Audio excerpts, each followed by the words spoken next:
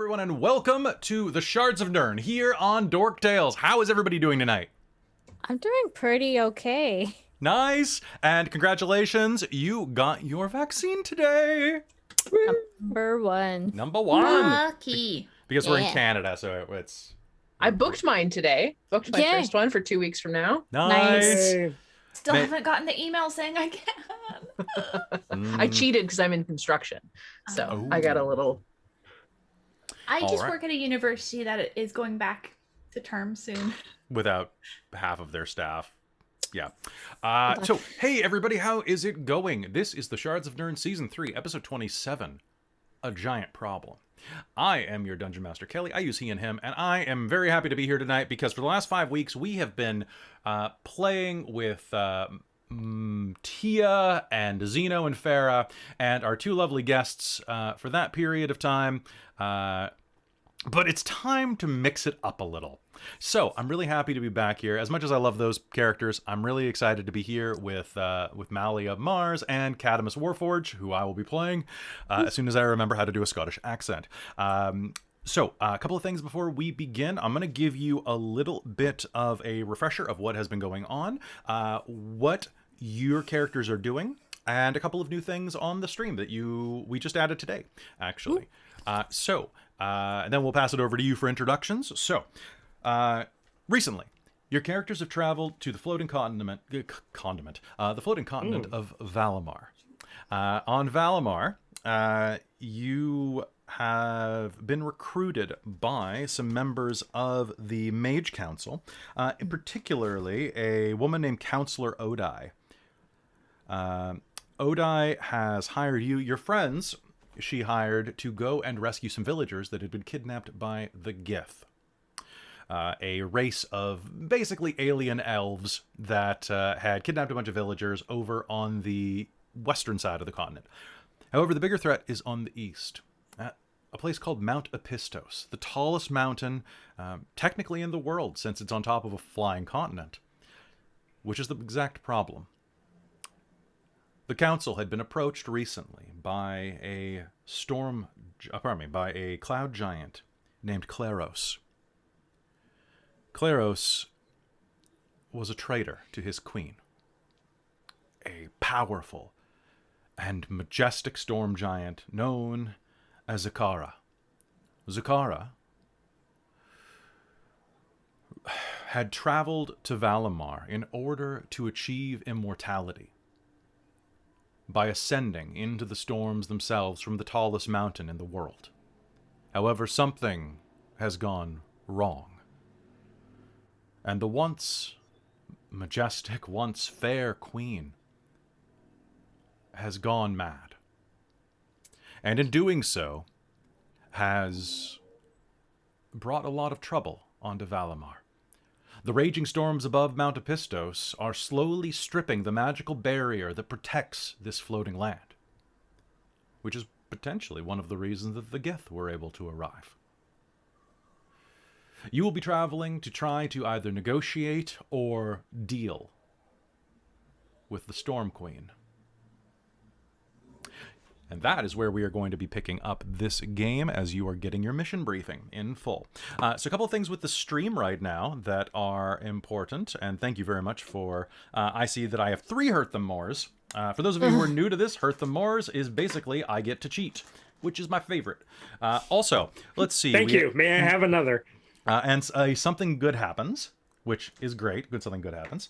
And today I would like to show you what is going to be going on here. Now this is a demo, so I will be updating this as it gets better. But so Michael, you have a determination, and so does Krista. Now determination is kind of like inspiration. In my games, everybody starts with a free point of inspiration. Okay? You may use that at any time, even after the roll, so long as you don't roll a 1. Okay? I also have instituted something where the chat can buy you points of things called determination. Determination is a one-use thing that you have to use before I tell you if a roll succeeds or fails, kind of like Bardic Inspiration. What it does, it adds your proficiency bonus again. If you're already proficient, great. If you're proficient and have expertise, even better. It adds it once again. So I think at this level you're getting a +3. You'll be getting a +4 if you hit level 12, if I'm not mistaken. And we've been noticing there's a bit of problem with that, though, and that it's really hard to see who has it. So if you would look over at Krista.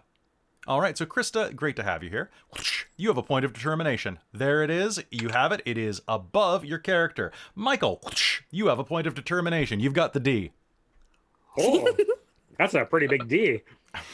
I was originally bigger, and then I shrank it down so it just wouldn't cover your face, because nobody wants D on their face. Well, I mean, some people. We're way up in the mountains, judge. so it happens. It happens from time to We all time. have determination now. Do you? All right. Nice. Yeah, between Ghoul and Second Gen, All right. we've all ended up with one. So this way, you can keep track of it, and I can keep track of it. They're not. I don't think they're 100% even. They're pretty close. It's hard to arrange things on OBS to make them look like that, but hey, we have a way to see who needs the D and who has the T. God damn it. Oh, this is how my night's turning. Okay. Welcome back, guys. Exactly. This is all your fault, Kelly. I was giving out the D and Winter showed up. Right? Hey, so long as you've had your shots. There you go. You should put them underneath the level. Should I? Oh, I guess there is a spot there. Yeah. I will do that next episode because I don't want to drag them around. Yeah. But that's a good idea. Also, another thing about the stream that is brand new, that is Mike has redesigned, or Michael, here, this Michael, has redesigned the frames. And so not only do we have names, so people don't refer to us as our characters, we also have level tokens up by the thing. Now, Winter, yours looks a little weird because you're the multi-class character. I think it makes sense to everybody. We'll try to make that work as you continue to level.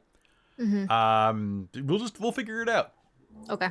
And if anybody has any graphic ideas for this, I mean, Michael and I bounced it back and forth for like 4 hours trying to figure out what to do with Admittedly, Winter's levels.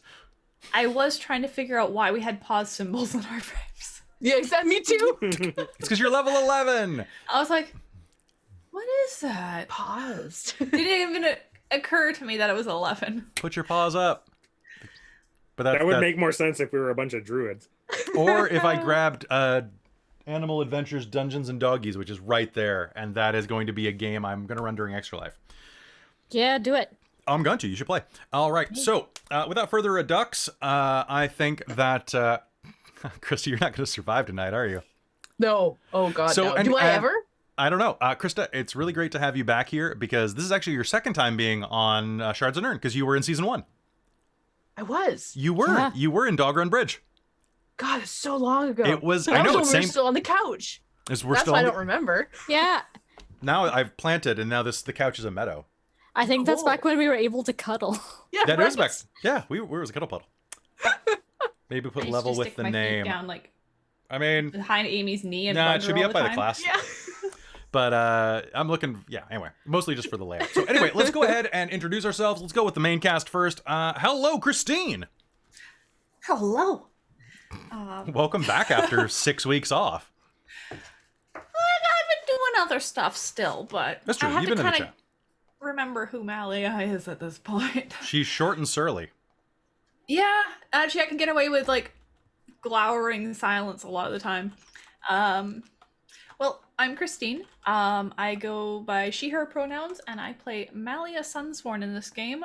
She is our dwarven tempest cleric of Vela, and I have a new thing to go with the new stream. Oh, do you? What do you have? That I have been busy writing in with pen. Yes. Yeah, get that merch. Look at that Malia Oh, notebook. good. So that is the art that you probably can see up there. And that is from Hailiiz, who is our artist for Shards of Nyrn. And She it's is very fantastic. nice. And we managed to get it on our Steam Public nice stuff. paper, and it actually takes pen fairly well. It was like, like, it was like 15 It's bucks or decent. something It's not like like that, bleeding right? through horribly or anything. Like it, Is Do the we paper? have a book that has like all of the characters put on it too? No, maybe I like, need to the paper Photoshop actually it so feels that like a it's good thickness. it's a bit It's better. not like super thin, flimsy paper. Like not the really cheap 49-cent paper. nice. Because like, you don't want to buy a notebook and have it. We're not trying to shill merch right now. It's just that we really like having our characters on stuff. It feels really cool. So exciting, and I'm writing all my skills and shit in it, so it's all organized, and then I will actually take notes Amy says, no, we do not have that on the T Public store yet. I will put that on my list right next to the Beepo shirt. Beepo. Because people want a Beepo shirt, so I'll make a Beepo shirt, damn it. We need a Beepo. The chosen one. The chosen one. So speaking of the chosen one, hi Winter. Hi, that's me. Hi, I'm Winter, she, her. I play Mars, the Tiefling Rogue, and I'm so happy to be back today. Yeah, it's been a while. Have you done any gaming in the downtime? No. Wow. I was focusing on school and like finals. Nice. Well, congrats. I hope you did really well. Me too. Oh, I guess we'll find out. Okay, and is there anything else you want to say? How's everything been? It's been pretty good, but yeah, just kind of recovering from getting the first shot, and it's rough.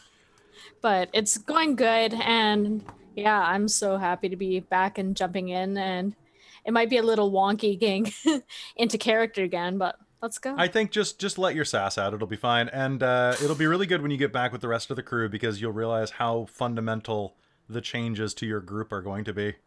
Fun and mental. Fun and mental, just like our next person. Hi, Mike. How's it going? Oh, hi. I'm that one. What did you go? Yeah, Michael. Hi, everyone. I'm Michael. Going with he, him. I'm playing a guy. Who is this? Who is this guy? This guy is a guy from. Yeah, you'll find out. Boy, is he? Yeah. That's about it. That's about it. Yeah, you've probably seen me in other things, not this thing, but this is a thing that I'm doing. So this is a thing. This is a thing. So for those of you who are unaware, Michael is our graphic artist and is a fantastic artist and a very funny streamer. And if you want to support how nice our stream looks, go and check him out at Sylvester Slays, which I think somebody already posted because I'm slower than people. No, actually, I rarely it helps do that we stuff do have on two it. mods who are just watching right now. Not Bam! playing. No, I beat him to it actually. And last time he was seen playing Red Dead Redemption. So there you go. And then let's pass the ball down to hello, Krista, and welcome back. Hi, I'm Krista. I use she/they pronouns. I am playing an NPC tonight. My second reminded me my second Shards of Nyrn NPC. This is Krista doesn't remember beyond about a month ago, so that was only 2 years ago. Come on, catch up. Remember every game you've been in forever. What game were we in? It must have been just a couple of weeks ago, and I was like, I don't know my character's name. Was it Candlekeep? Candlekeep. Oh, it was during Candlekeep, but we were talking about Hunter, and we were trying to remember James's character's name, and I said, I don't know my character's name from that game, so... Yeah, because it was... Yeah, Abel, Will... Was that during I can't remember Candlekeep? Chris's name. right? Why would we even talking about Hunter and Candlekeep? We were talking. Oh, no, it because, wasn't Candlekeep. It was Aberrant. It was Aberrant. that's It was a right. producer, and you wanted to remember because you were making it to be James's character. Essentially. I was, and then I couldn't remember None who of us. Patrick Stewart played in that game. You should set up like a Dork Tales Wikipedia. I do That'll have keep a everything wiki, straight. actually. Thank you, Trizelta, for handling that. Yes. So more wiki. I've got my to-do list for this week, which I have. Quick reference characters. Real quick, can I show you all my to-do lists? Oh no. I'm not even kidding. Like, these are my to-do lists and notes that I have to compile this week. Oh boy. Do you have a I to-do feel list like I just for need the to like to-do maybe list? make I do. an I have a- appointment with it's Trizelta actu- and have like it's- a Discord call because I don't understand how to navigate the wiki in the slightest. See, to-do. Get shirts for Because then I can be Krista. like, Go through okay, lists. this is the answer. This is the answer. This is the answer. Instead of having to type it myself. Yes. So if anytime I am not on Discord being nice to everybody, it's because I'm supposed to try to do my damn lists. And every time I do, I come up with a shirt idea. Like I've got one I've been working on today called Barovian Wall Meat. And it's I'm telling you, you need a Trello board, and then you can just assign things to people. if people actually I wish people would do them. Like, that's the thing, right? Like, I feel like because I don't have any money to pay people, I can't expect them to bend their back out of shape doing stuff for me. It's always a kindness. Yeah, You know? fair. And I don't want to ever ride anybody for not doing anything if there's not any type of like exchange, because we don't really make money doing this. Like we kind of We do fun. Yeah, just one of these. Just jump on here. Like, yeah, it's fine. just the padding. So speaking of which, hey, if you do have some disposable income, you can always join the Patreon. I wish we got a new patron last night, which is great. I always love seeing more people. So we have a Patreon. You can subscribe to us, which We got some followers last night too. splits the money with Twitch, which is Amazon. Patreon's a little smaller of a cut. Maybe go over there. And we should probably set up a coffee actually, so people can buy me a cup of coffee. But yeah, so but by all means, if you like what we do here, give us a follow or give us a sub over on YouTube because that's free. Exactly. And then you can just watch our videos 24 hours a day, and I'll get ad revenue. So, and then I can And pay don't for more skip art. the ads because that's how you get them too. Yeah, You have to let the ads play. I get like a tiny bit if they skip the ads. I think I also have a couple of. Enough about that. How do you edit the wiki? You use the Force. Yeah, because we actually don't put the ad break on our break. We put our own ads on, so we're not getting money from our break. No. Because you could run a 3-minute ad break. Oh, I guess I could run an ad break during. Or breaks. Should I run an ad break? Would you guys be annoyed if I ran an ad break while I was in the washroom? Well, I mean, it would only be for those who haven't subbed. Yeah. Oh. So that's how you get out of it. If you sub, you don't have to watch it. I forget. Yeah, I think I might do that just to like, because then you'll come back and if we're still peeing, it'll just be on our ad roll. Which Yeah. cool. Ads suck, but I mean it's free entertainment, so you know it's a mix. Okay. It helps pay for the computer. Yeah, Yeah. like Slowly. There's some YouTubers that like I know that I want to make sure that they're at least getting a bit of it. So when the ads go on, I let them play, but I go do something else and then I come back. yeah, right. I try to make it as well so that on YouTube, because our videos are so long, it feels weird. But like if you look at our videos, there are quite a few ad breaks in them. When YouTube tries to organize it, they give me like 30 ad breaks. Like all at the beginning, because they're trying to get as much revenue as possible, people are most likely to watch the first 20 minutes of a video. So they have an ad break every minute, more or less, or less. Wow. I divide that up. So what I have right now and what I think is fair is that we have an ad break every 20 minutes during an episode. It's usually like a 15-second thing every 20 minutes. Because if you were watching a normal YouTube video, they're about 10 to 20 minutes long usually. So I think that's fair. Hey, you know what? That's still better than a television show. That's my thought, right? If you were watching it on TV, you'd get longer ads more often. So, whatever. YouTube's nice. Anyway. Anyway. All right. So, anyway. Watch those numbers drop. That's insane. Yeah. Oh, I'll send you a screen cap. Robin. It's, so I also am curious what YouTube ads show up on ours because I've been getting a lot of like, I think stuff that Hayden has voiced shows up occasionally on things that, because they've done video games now, right? And I think some of the like, were they in Azure Lane? Anyway, but basically, it's gonna be fun. All right, so anyway, welcome to the Shards of Nyrn Season 3, Episode 27, and it is time to get this show on the road. You get manscaping ads. I'm sorry, that broke my flow. If you're listening to this on podcast later, I apologize. You are not a man. I don't think you are. I hear they're really good. Second gen, that ad is everywhere right now. Everything has it. It's not a targeted one. All right, so Subscribed.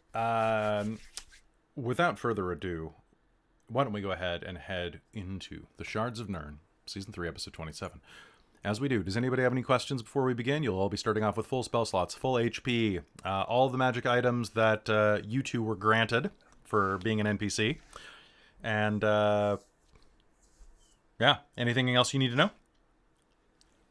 How long have the games been running for typically? Tonight we'll probably be going till about 10:30. 10:30 sounds good. Yeah. Hopefully we won't get into a combat right at 10, but we'll see. I'm thinking 10:30 tonight, but I mean, you know, we'll see how it goes. Yeah. And let me just update your hair color a little, Winter. There we go. Okay, cool. Tiny bit more contrast. Okay. Yeah. All right. And here we go. Last time on the Shards of Nyrn, you were divided up into two teams, with Mars, Malia, and Kadamus Warforge separated into one. You were told to rest up after a brief encounter with the few members of the Mage Council that were there, as well as a red hag known as Razili. You also encountered a masked giant that had polymorphed themselves down to size, if I'm not mistaken. I think so. I believe they did. You were told to rest up, and the next morning, the other party prepared themselves, and after a brief goodbye and good luck to each other, they departed to meet the locals who they would be traveling with. You three are all waiting in a room. Its floor is plain stone, covered with plush, woven mats. The room smells of straw and has a soft flakes of dust dance in the beams of light that shine down from the skylights and from the small windows that line the top foot of the room around the trim. There are two entrances and exits to this room, both which slide open freely. But the one out to the garden pavilion seems to be made of thin paper, perhaps rice paper or some type of brittle parchment.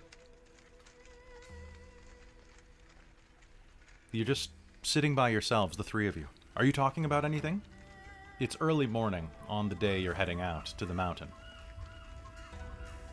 Gulls fly overhead, announcing their presence and enjoying being so high above the world. It reminds me of being thrown off the world. Do you say that? Yeah. What? Kadamus says, kind of scratching his black beard and looking over at you. You survived. Yep. Yeah. So it You reminds did- you It's all about good. being I think glad we've to be done on the worse ground. shit. You did what now? Mars got flung off the side of the island by one Remember- of those When was things that? we encountered.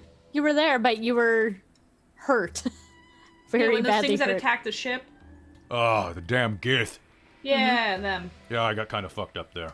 That's One of fair. them kind of picked her up like mentally and just went. Those guys were mental. Yep. You gotta find his accent all the time. Those guys were mental. Mental. Yeah, he's just. Yeah, there we go. So, giants. Have you ever fought a giant before? Yes. Several. Aye. I guess together then. Yeah, it's a. Yeah. How do you think we should handle the queen? And I'll look to Malia, because she's our speaky person. I haven't the foggiest, to be honest. Kadamus is gonna start rambling on. Like, I think mean, maybe some negotiation. They haven't exactly given us a lot about the situation. Other than she might be a little insane. Yeah, there was that.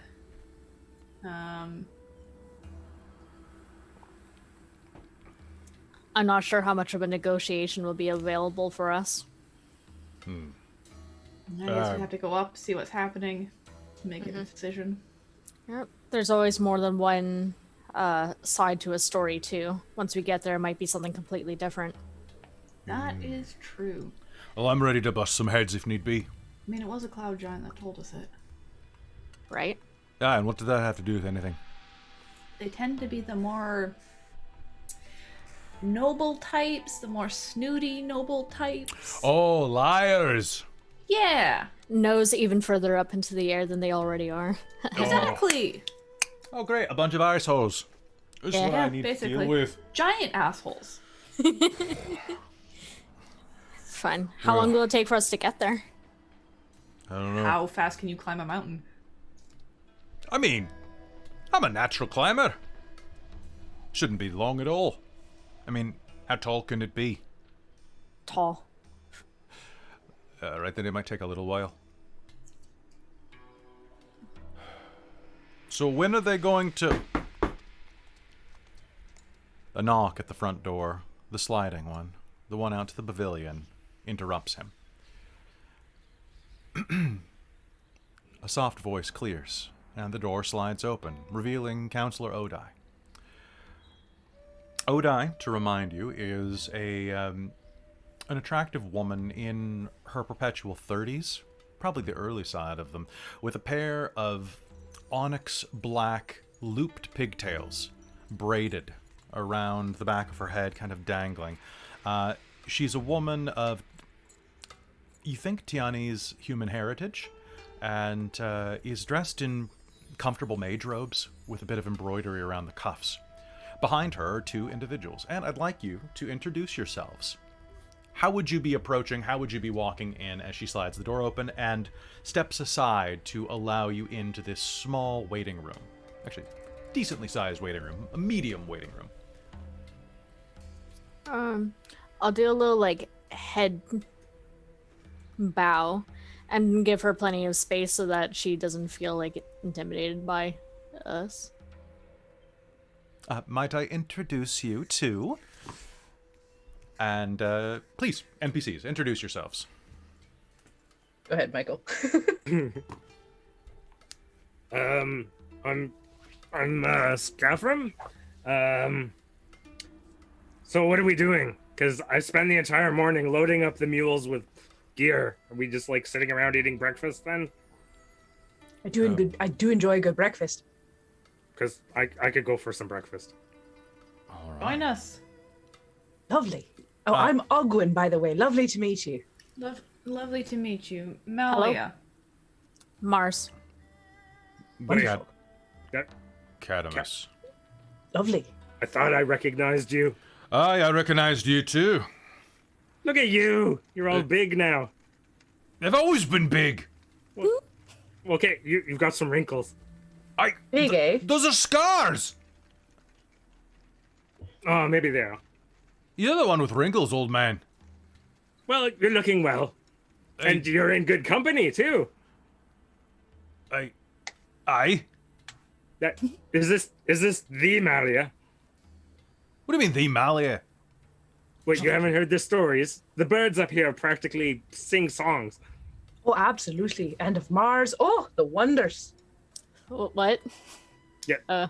I There's see so our many reputations stories. Precede us. I hope it's a good reputation. What, you haven't heard your name? They're calling you the Stormbringer. Ooh. What? That's actually a pretty good name. I mean, I do like Sunsworn. I've worn it for a while now. It's not bad. Sun, storms, similar. Skafrem immediately sit over right by Kadamus, plunk down right beside him, and shove shoulders right up against him. it's good to We know see you. each other. Yes, where do you know from each other? I've known Skafrem forever, but only just met in person, and he's so many wonderful friends. Skafrem and I come from the same mountains, and we've traveled together a bit. That's all.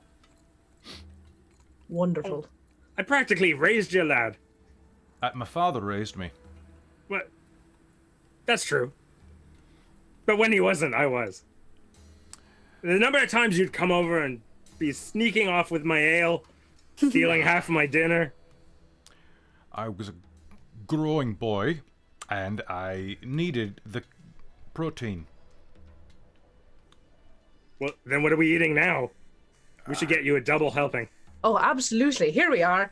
Ogwyn will reach into her bag of holding and pull out a giant cauldron, set it down in the middle of the room with a clunk, and then reach in and pull out a bunch of bowls for everybody and start dishing out stew. Thank Here you are. Oh, no problem at all. Malia will just dig in. What kind of Same. stew is it? Like proper beef with like a nice Irish stew, potatoes. sort Oh of? yeah, All right. definitely. Excellent. Thick and bubbling. I thank you. Of course. It's good. It's good, right? Yeah, it's for being in your cauldron. Oh, yes. Well, it's my own recipe, but I've made it repeat itself in here. Does it not spill? No, not at all. Do Pardon? so what do you do? Like, I'm assuming spellcaster of some sort. Oh, yes, of course. She has like books hanging off of her, and like Oh, her hair's cute. all over the place. She's Yeah, got actually, big goggles. describe yourself so that everybody can knows what you both look like, and then we'll have the PCs describe themselves to you. Yeah, Ogwyn is human, probably in her late 20s. Very witchy aesthetic. So has like a wand holster and a bunch of books off of her hip and a satchel that you can gather is a bag of holding, being that she pulls out this giant cauldron. She also has a broom across her back that's sort of holstered in. It is rather cheerful, despite her very like sort of old raggedy disposition or raggedy outfit. Nice. What does Skafrem look like? He's looking like he's showing his age. He's definitely an elderly dwarf, but he's still young enough to still do stuff that is probably adventurous.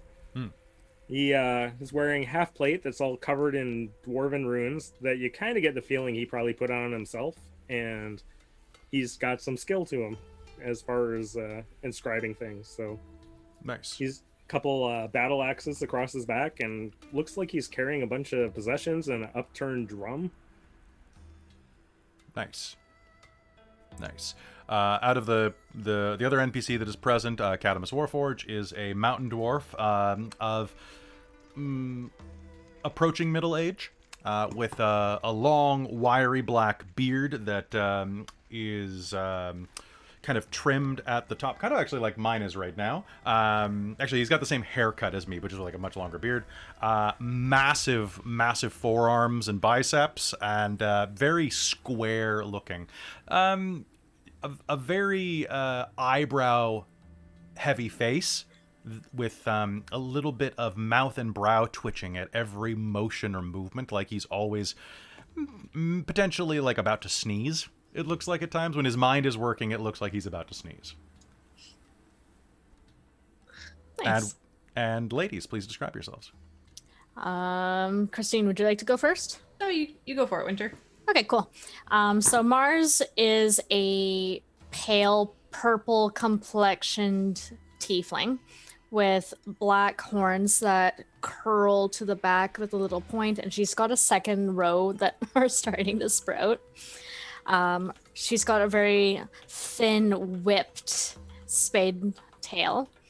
Her clothing is mostly darks, plums, reds, blacks, leather.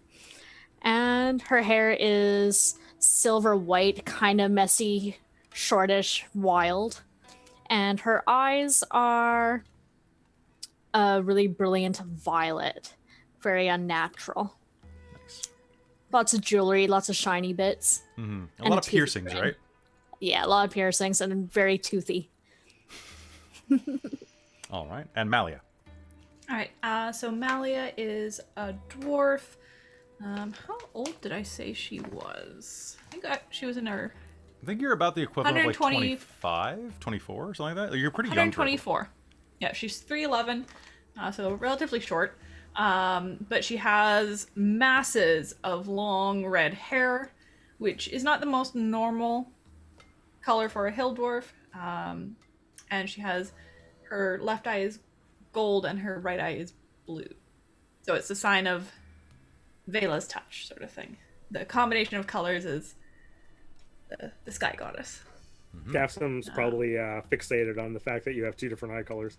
Like, But she generally wears armor, and then kind of underneath, more kind of priestly vestment style, practical but religious overtones. Generally in dark sky blues with gold accents and stuff like that. So she's wearing the practical ones. She has the full-on vestments for other times, though. I believe she is wearing adamantine half plate.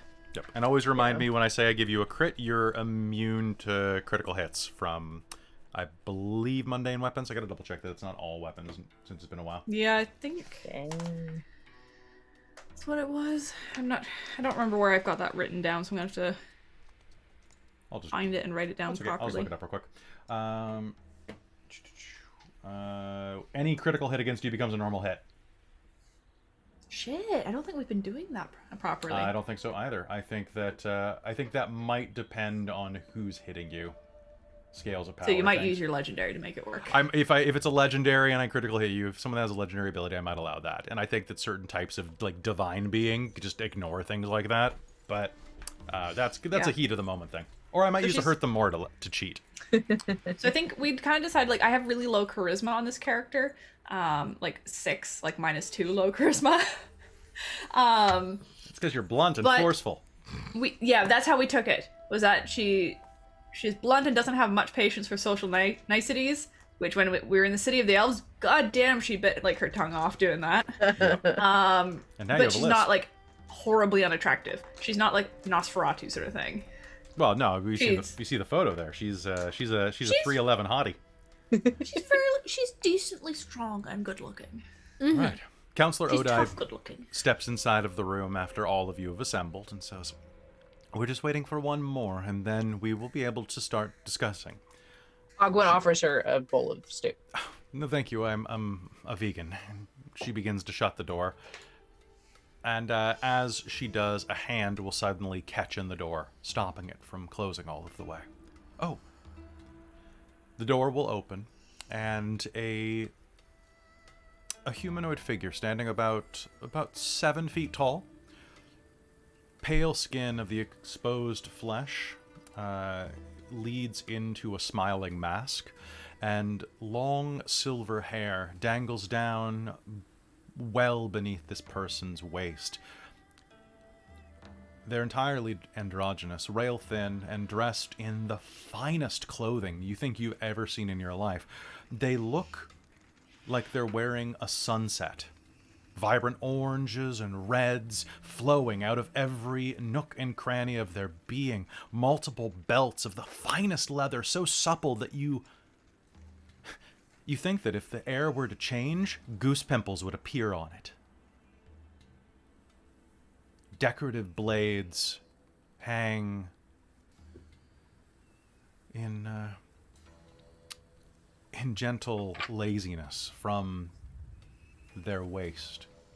Ornate, basket-hilted things, even the daggers, and long curling shoes carry them inside of the room. I'm sorry that I'm late. I'm here to discuss things now. You'll recognize this as Claros, a much smaller version of the Cloud Giant that you met with the previous night over dinner. And I'm wondering if you two have actually met him. I'm going to do a... All right. I'm going to say neither of you have met him yet. And as he looks across the room and bends the mask down to peer through the aisles, you'll see that there are 2 vibrant sapphires looking at you from the other side. These are the other 2. Yes. Might I introduce... and she will say, this is Skafrem Grimhammer and Ogwyn Rimari. Lovely to meet you. And hand him a bowl of stew.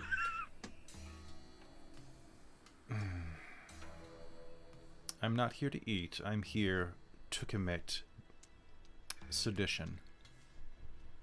Which can't be done on an empty stomach. Make me a persuasion roll.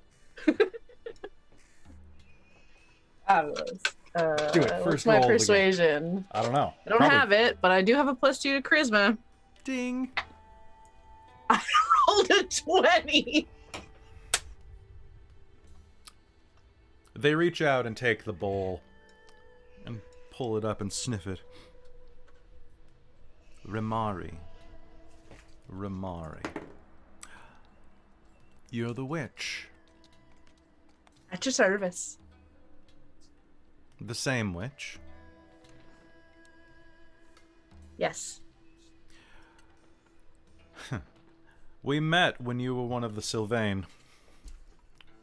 Oh, yes, of course. Sometimes I get the lives mixed up a bit, but absolutely. Lovely to meet you again. It's nice to not be on the wrong side of a fireball this time. And they Yes. will pull up a cushion and sit down on the floor and begin sipping your stew. I'm gonna give a look to Malia and Kadamus, be like, When you say that, Malia gets a very interested look. She doesn't say anything at the moment, but you get the sense that you're probably going to be questioned heavily at some point. Umi. Doesn't look like an elf, Kadamus says. You don't look like an elf. No, I don't, in fact. But neither See? do you. Thank you. You're welcome. I'll sit down next to Skafrem and eat my own.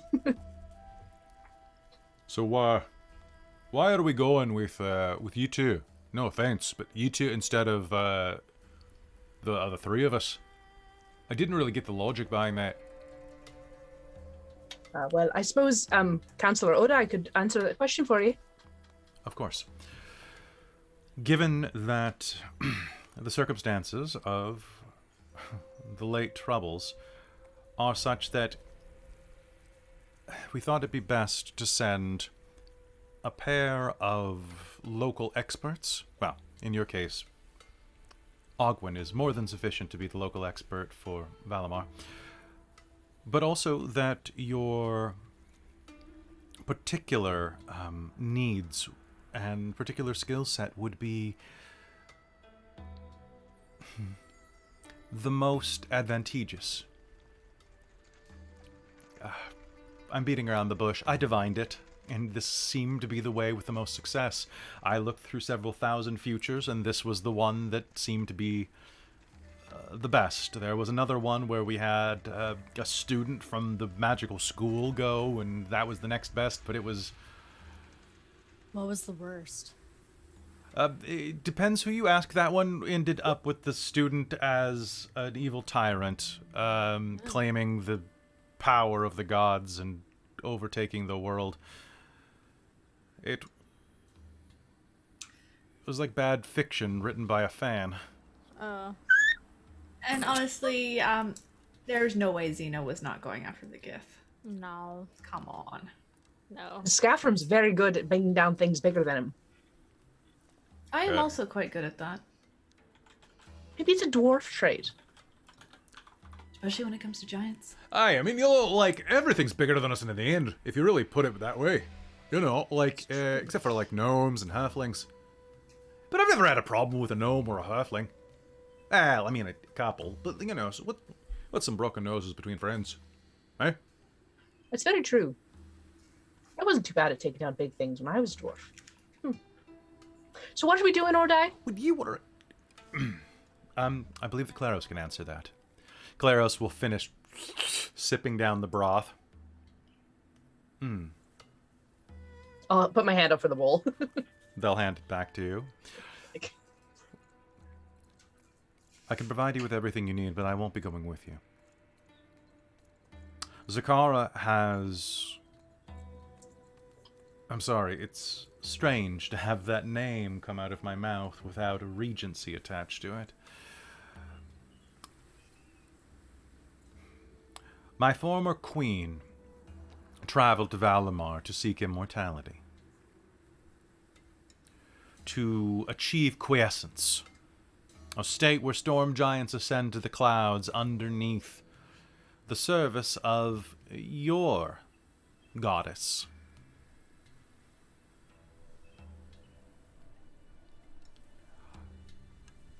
Something went wrong. I am not privy to exactly what, but I do know that whatever the conditions of the ritual or her ascension were, she was driven somewhat mad. She is mad. She issues orders on high to the cloud giants, stone giants, frost giants, and fire giants that dwell at Mount Epistos now. Her storms are drawing magical energy from the barrier that protects this land. And she is doing something. Her influence is infecting the other giants. I left as soon as I could.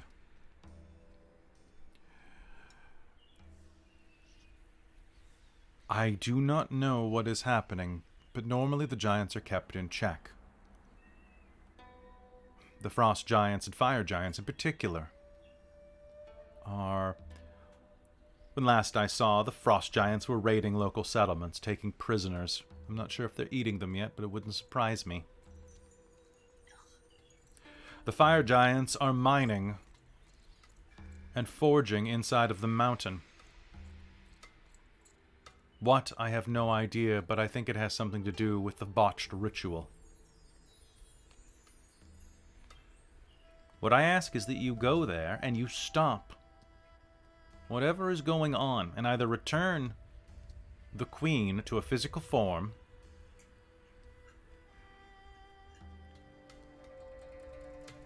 and convince her to allow herself to accept her fate, as all of us must eventually, or that you take matters into your own hands and return some normalcy to whatever broken ordning there is here.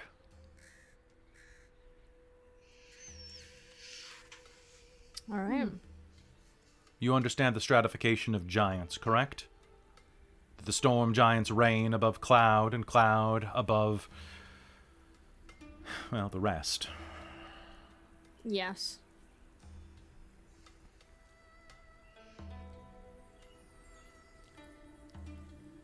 She is very near death. As far as I know, she is old. Pushing 900 years. She is very powerful. Is she known for any specific specialty? Lightning, at the moment. Lightning. She is incredibly potent.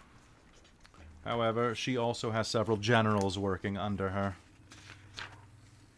Who'd they be? Well,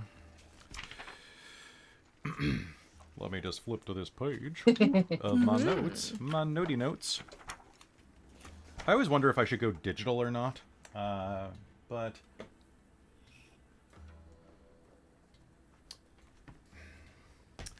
I find personally when you write stuff down, it locks it in your mind much better to actually remember. yeah. Versus if you have a bunch of stuff copied from a document or typed up. Digital is easier to reference, but while learning Only something, if you have writing a down good quickly. program for it, though, right? Control F is your friend. Yeah. I mean, I'm rewriting out all of my abilities into my new notebook neatly. Oh yeah, for sure. It's partially to remind myself of what I have. Because it's been a long 11 levels. It is, it is. And you'll be leveling up soon. There are 4 giants of note here that you should know of, aside from the queen herself. Mulonder. Mulonder is the head of the Frost Giant raiding party. He's strong, fierce, and a pirate. He keeps Slunos nearby. His sister bride?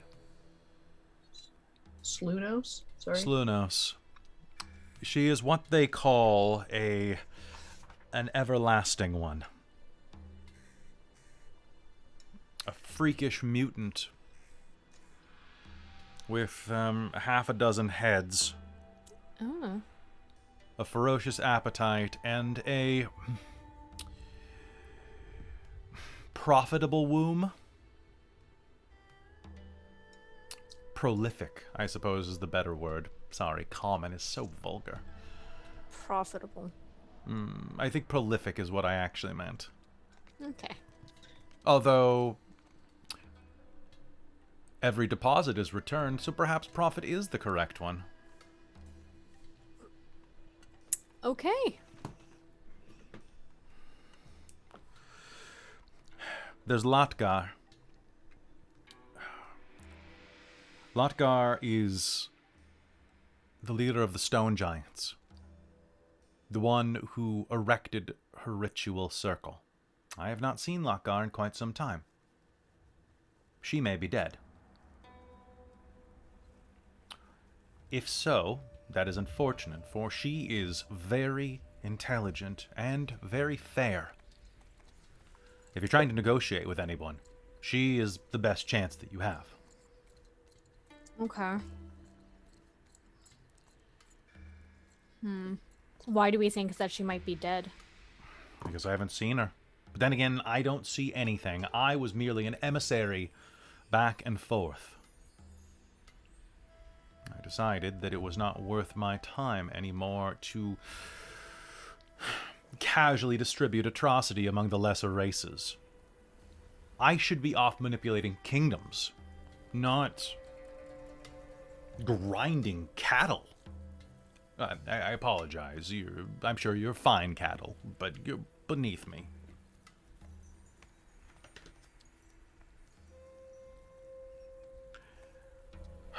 The last one is Ikto. Ikto is a fire giant, a master warrior, and the head of the Forge Bellows. He is a trained protector, what's known as a dreadnought.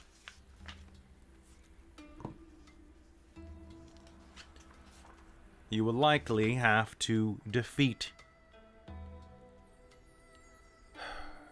him in order to shut down the forges. As far as I understand, there is only one path up Mount Epistos. Flight is ill-conceived given the storms. What is the path like? Treacherous and partially destroyed. Halfway up the mountain, you'll have to progress through its core and the forges. The tip of the mountain has been sanctioned off, broken. It looks kind of like this. And Claros will reach down to the table, and any bowls that you have not taken back, he will look around, find one that has a bunch of soup leavings at the bottom of it, and basically do like a tea leaf reading with his finger. A series of stones at the top of the mountain.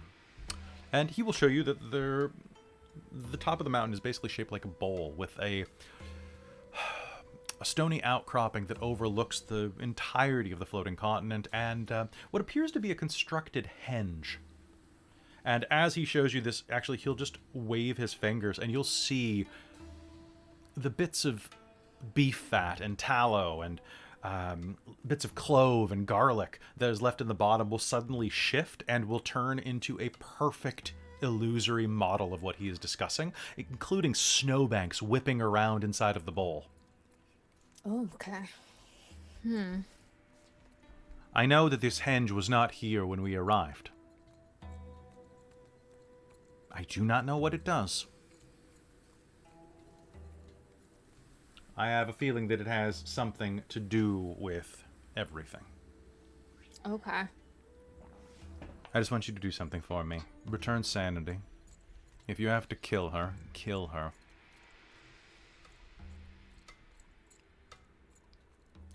But...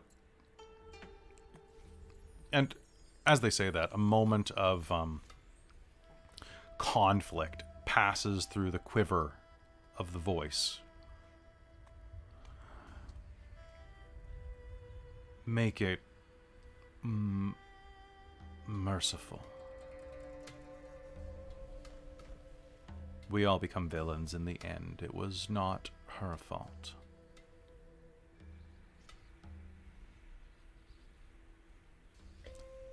I do not feel that she should be... that her 900 years of goodness should be erased by a year of evil. Ogwyn will walk over and kind of crouch down in front of him and take a hand and go, "We will do our best, and we will treat her with all the goodness that she deserves. And if we must kill her, it shall be swift and merciful. Good. Thank you. Fit for a queen. That's exactly what I was hoping for. Good, and with that, I need to go. There are many countries that require my presence right now. Should you be over in Argeny, you may be able to find me. Well, I may be able to find you should you ever decide to dosi into Serane or Vandalia. I'll be sure to keep an eye out. You would, witch. You would. That's what I'm good at. Thank you for the stew and for the regicide. With that, they will brush themselves off and stand and exit the room. Odai tries to stand in time, but they've already shut the door behind them. Oh. Well, I hope that was helpful. They seem like they were in a hurry. Imagine it's distasteful. Yes, regicide often leaves a bad taste in the mouth. Hope it wasn't the stew. Fair. Well, is there anything I can help you with before you head out? I believe I'm all packed. Rough maps of the way up? Or what might be on the mountains? Of course. Actually, yes, here. As best as I can, anyway. And she'll reach inside of the cuff of her robe and pull out a few maps that don't appear like they could have been there a second ago, just in volume and space. And we'll pass them over. For the best of luck. Thank you. So, is there anything else that I can do for you, Five? I guess with maps, my other thought was, are there any other tunnels or mining areas that might be able to help us get through a little bit more? Or is it just one path that goes through where we need to go? There may be others. There was originally some gem mining there. I believe a few hundred years ago, but I thought that everything was picked clean. There may be, if you and she'll point on the map that the route that ascends the mountain is on the eastern side, or southeast, just beneath the mountainside, overlooking the cliff face.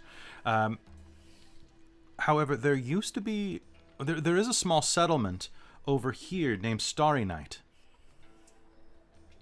And I believe it originated as an emerald mine or a sapphire mine. I can never remember. One of the pretty ones. Sometime a few hundred years ago, but they tapped its vein fairly dry. You might be able to make your way up part of the mountain that way. It's over here, just almost in the opposite corner. Okay. And I'm just going to send you all a copy of the map real quick, because I know some of you have it, but I don't think all of you have. I don't think so. Or it's been a while. Yeah. Okay, let me just find out where it is. Boop. Boop. Okay. Are you sending this on the chat? I'm going to send it in the Zoom chat real quick. Okay. And I'm just waiting for my search to find it.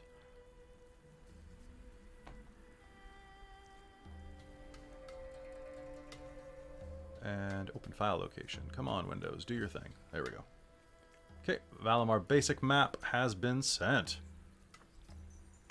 And Mount Epistos will be pretty obvious when you open it up, because it's the only mountain. Okay. Wow, I've got a... Whoa, Kadamus's arms are huge. Sorry. I like the map. Thank you. Beautiful. Incarnate. So... It's a cool site. Boop, boop. And so are we anywhere near one of these places right now? So right now you are in the city of... I'll put this over my window. Actually, no, I won't. I will mess up the entire frame layout. There we go. There we go. So you presently are right, if I can grab a corner of this screen so that I'm not on top of Malia. There we go. Okay. So looking at this right there, you are at the city of Aratea, which is at the top of that cleft in the middle by those rivers. So it's rivers all the way down to about here. However, everything south of this cleft is actually open sky, since you're on a floating continent. The bridges hold each other up, and Mount Epistos is just to the north. So there is... And there's a little town just slightly south, which is Starry Night. I think I got my directions wrong. I think that Starry Night, yeah, you know what? Let's we'll go with what my map said. I think I changed it in my head after that, but I made this like 4 months ago. Yeah. So we'll say that Starry Night is in the foothills down here, and that the normal way up is over above the M on Mount Epistos. Okay. So Starry Night will be right there, and because I don't have yet, there's Airedale, there's Beggars, Alderglass. Yeah. Don't go to Gildiak. Oh, actually, I think you might be from Gildiak. We can't go there. It's Fey country. That's where all the hags come from. All right. So you can go to the village of Starry Night in order to look for a way up if you'd like. This time of year, that area is going to be fairly snowy. And as always, there's a lot of mountainous terrain around here. So it will be hard going. Well, and that's kind of the side towards the side of the mountain, though, that it sounds like the main path was. We just retconned that like a minute ago. Oh. So the I thought I was listening, but you thought. So it's going to be that it's the main path is over on the west. Okay, so the opposite side from the village. Yeah. Okay, so is there any point in going to the village then, though? Well, Look. if Melunder is leading raiding parties and potentially eating people, it might be best for us to go take a quick boo, just to make sure that no one is being eaten. That's fair. And that would be an opportunity to thin their ranks. That's dwarven critical thinking right there. The birds agree with you. Oh, fabulous. Well, I wish you all the best. So did they. I can't not have the window open. I know it's really warm, but you've got the bird feeder right outside that window, and it's no, like... it's not up. Oh, It hasn't really? been up since the winter because like they were getting salmonella, so you weren't supposed to have bird feeders up. Birds? Oh. Oh. So it's not been up. They just all the trees are right there. Oh, fair. So they're all like, it's sunset. Chirp, chirp. At least it's not screaming raccoons. Yeah. No, that's just later. Once the All sun right, goes posture down. check, everybody. Posture check. Welcome to the stream, asshole. Damn bird. I hope someone logged into the stream right as I said that. Welcome to the stream. It wasn't about you. It was about that seagull. Seagulls are assholes. Second only to Canada geese. Can we turn that into a soundbite? Yeah, someone Welcome clip to the that. stream, Welcome to the stream, asshole. We've already got one clip that's you know a dick when you see a dick. I mean, I meant a jerk, but fair. All right. I presume that Skafrem and Ogwyn have been prepping and getting their stuff together. Are we taking anything with? Are we walking? Or are we taking some kind of transport? Skafrem mentioned that he has donkeys. Yeah. So, how would you be getting there? It's pretty open-ended. I'm assuming that you're level 11 adventurers. You have, you can acquire transport if you wish.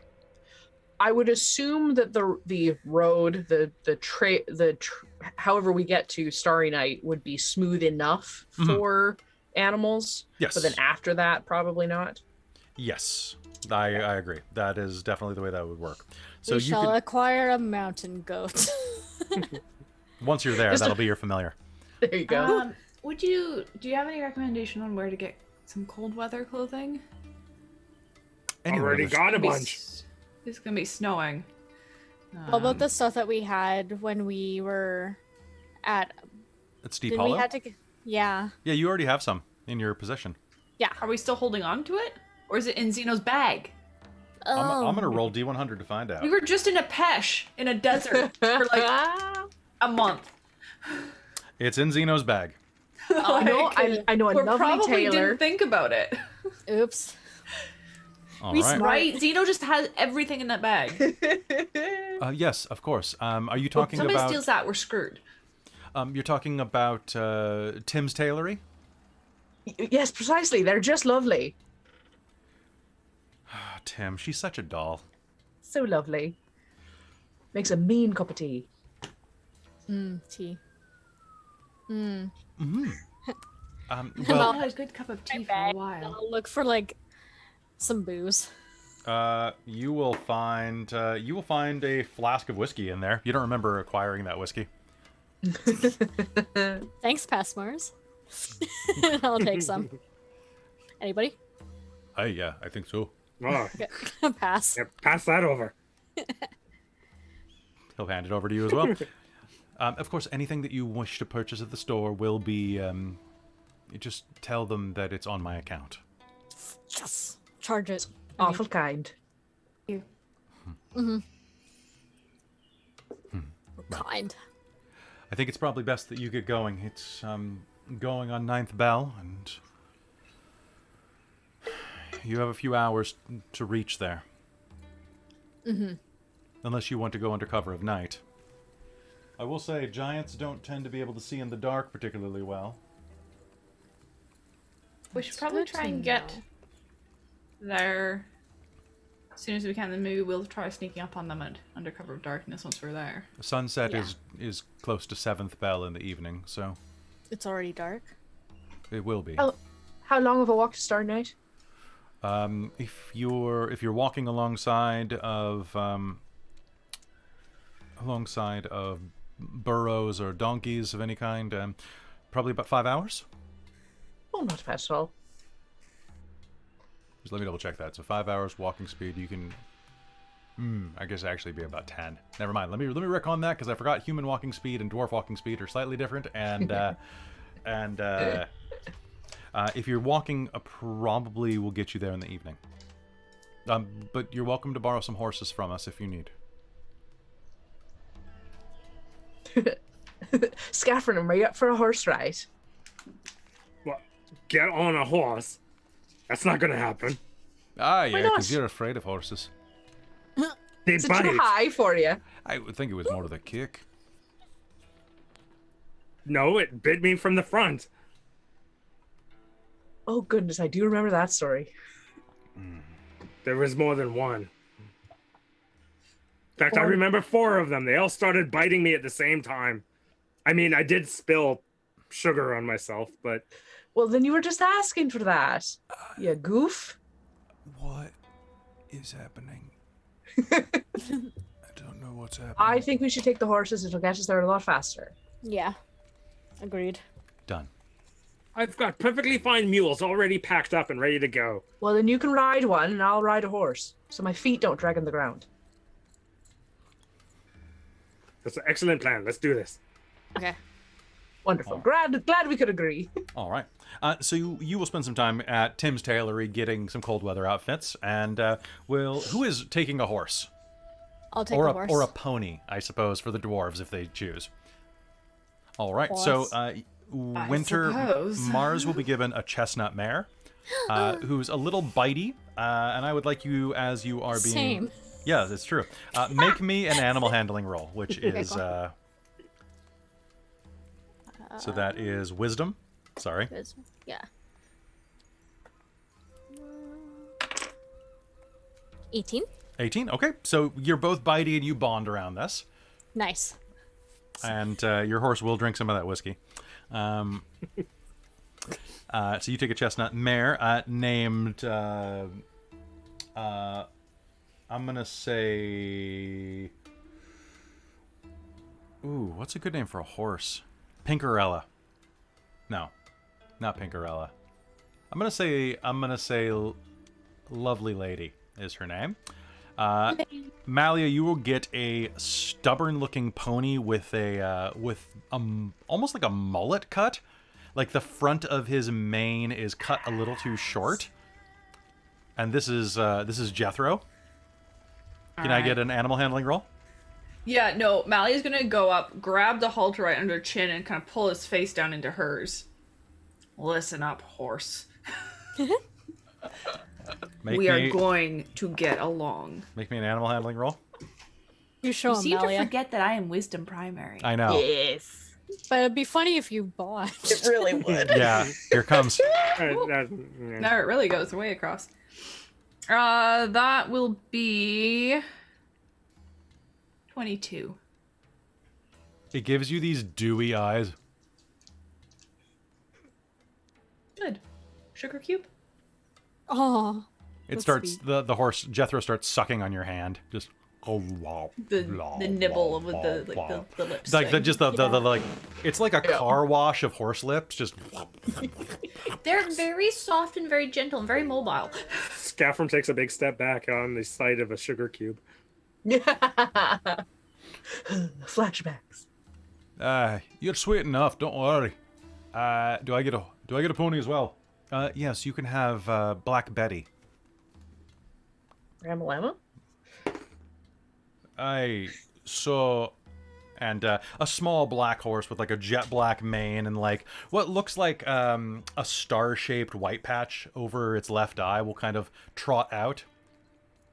Look at Kadamus. Kadamus will look back. Aye. She'll do. The pony seems to agree. It's pretty amicable, and Kadamus rolled like a 10 on his roll, so it's fine. And then finally, Ogwyn, do you have a preference? A horse, but Okay. I don't really care. So you will get a what's the word I'm thinking of? I need to remember this before we start Deadlands. A palomino. Yes. You will get a palomino named Kevin. Wonderful. It's either that or potato with 8 O's. You guys know the story about that, right? There was once a horse that it was a racing horse, and the owner named it, and they were like, "Oh, so what should we enter your horse as?" And he told the person, he says, "Potato." Well, how do you spell that? Potato. So it was entered as P-O-T with 8 O's. So poot. Like this is or putu. Goodness. That's right. It was putu. It's a real story, and it's better. The story's better than I can tell it because I don't remember half of it. I just remember P-O-T 8-O. Wonderful. And it's just potatoes. potato. So now it's gonna be in your head for the rest of your life. Enjoy. Welcome. I used to ride a horse that's original. It was a racing horse that was named Sputnik, but then it retired and got fat, so they called it Spud. They should have called it Sput Thick. Yeah, exactly. I used to ride a horse called Almond Roca. Amazing. I used to have a coffee called Almond Roca. All right. I'll have one of those during the break, actually. Yeah. All right. So can you give me an animal handling roll real quick? I just want to see I how can well. sure try. Ooh, boy, oh boy. No, this horse does not like me. It's wisdom, right? Yeah. 10. No tradesies. She's clearly trying to ride side saddle, and he's just pulling in a circle. That's really strange. Counselor Odai says, normally he really likes human women. Oh, that's the problem right there. How does he feel about elves? Not well at all. Yes, that's what I thought. They always know. All right. I'll try to. Malia, can I have one of those sugar cubes? Sure. Thank Skafrem you. takes another step back. I'll try to make All right. friends. All right. Try to make friends again. Yeah. Here you are, Kevin. We don't need to like each other. We just need to get through this. All right. What'd you get? Oh, it's try a different die. Worse. Oh. All right, so he will take the sugar cube out of you, and he'll try to nip you, but he'll miss. Okay. You feel like you've impugned his honor by saying that he could be bribed. Fair. I understand. I'll hop on and just let him follow. All right. Let him do his own thing. So he will follow the rest of the horses and donkeys as you head out. At a light trot, it'll take you about 6 hours to reach there. Okay. Is there anything else that you're doing on the way, or? Oh, before we head out, Mars and Malia, can I have your name? Didn't you just? Wait, and Kadamus, right? I forgot. No, sorry. I need your names. Are you all right if I take them? No. Well, if I do, I mean, well, if I take your name. name, I can help you. But then See- you'd be nameless. do you give it back? Like, is this a permanent takeage? Well, yes, but I don't. I get a copy. I would just know it. I can help you more if I know it. If it means anything, we did it long time ago. It's Precisely. been quite lovely, actually. Can I do a roll to feel less sketched? Give me an Arcana roll. I gotta roll to Yeah. understand this. Sure, give me an Arcana roll. Kadamus is going to make a disadvantage Arcana roll. 22. Oh, that of course was my nat 20 on that one, and a 6. Arcana? 22. So 13. 13. Seems a little sketch. She might not give it back. Maybe this is why she's been all sorts of people. Maybe they took her name. So you have no idea. Malia, you will know that there are some schools of magic that deal in true names and name trading. So this could be beneficial charm, but also just knowledge that she's referred to as the witch leads some credence to that there are some strange forms of magic that this one might use. Sounds like some fairy shit to me. Are you a fairy? You're a bit What's tall for your a fairy. IP address? I need your IP address. Well, I don't have any wings, do I? You could be hiding them. That giant That's wasn't very giant. fair. That's very true. Perhaps I'm a very tall wingless fairy. You could be polydwarfing or poly. Polydwarfing is a very good word for it, actually. No, Cadmus, I promise I'm not a fairy. I'm not going to take it and rule over you. It will just make it easier for me to assist you in doing things. So what, do you just need us to say it? No, I just need you to let me take it. Okay. Wonderful. I'll start with you, Malia, and then if you two feel good about it after I've had Malia's, then we're all good. I'm just going to kind of... It's mostly painless. Mostly. Mostly? What do you mean by mostly? I presume that you can choose to fail the wisdom save that is required out of this name. Yeah. If it is a non-harmful effect, you can be willing to do it. Wonderful. So I do apologize. You're going to be briefly charmed for just a few seconds by me. But That's she's fine. I already am. oh, wonderful.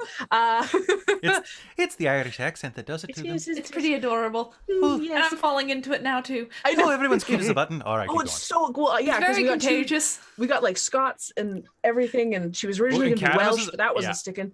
Welsh is hard to stick. Kadamus's accent comes in and out too. Like his actual voice is a bit more neuter, and it just has a couple of inflections. And then he gets more Scottish the more upset and agitated he gets, which it may be something agitating him at the moment.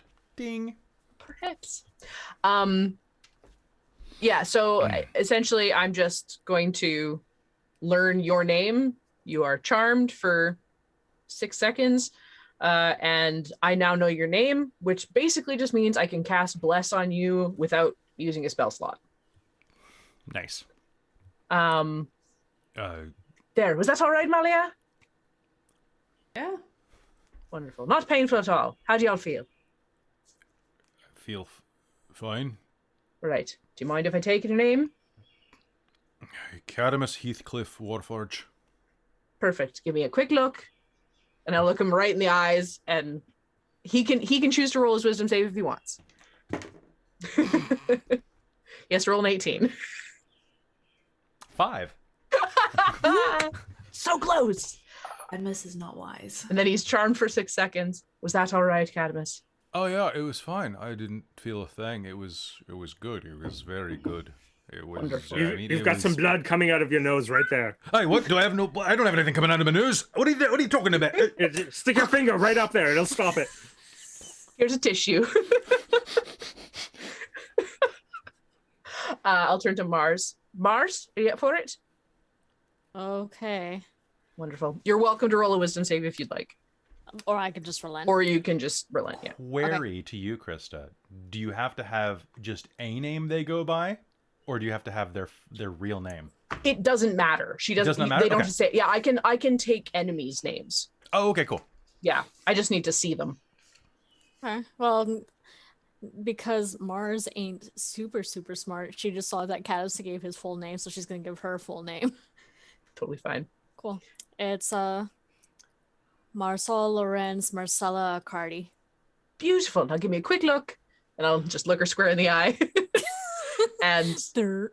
charmed for 6 seconds. Third. Wonderful. How lovely. All right. Shall we go? We should probably go before we get any weirder. Oh, we're just at the beginning. And she'll hop up on Kevin. All right, and that is the exact point where we start fast traveling. No, the way up to Starry Night is an actually very peaceful ride. In fact, it's rare that you have such a wonderful view. Those of you who are not from here, which is basically everyone except for Ogwyn. As you're riding up, you will see in the distance, over the side of Valimar, the world stretches out almost infinitely into the horizon. You could see mountains and swirling snow caps, and even, you think, a tornado ripping through a bit of flatland hundreds of miles away, as well as an expanse of ocean crashing against the shore nearby. You're not exactly sure where you might be, but looking wherever that is, it's lush and green. And the mountains are jagged like hunks of obsidian. It's absolutely lovely. But up here, it's a little crisp. Not nearly as tropical as the lands below, and you find yourselves feeling very, very pleased that you you acquired cold weather clothing. About 6 hours into the day, you find yourself nearing where Starry Night is near. And it is there that... Ooh, something happened. 1 second. Your screen went green for a second. Oh, okay, cool. I got a little warning, and I'm like, what's happening? As,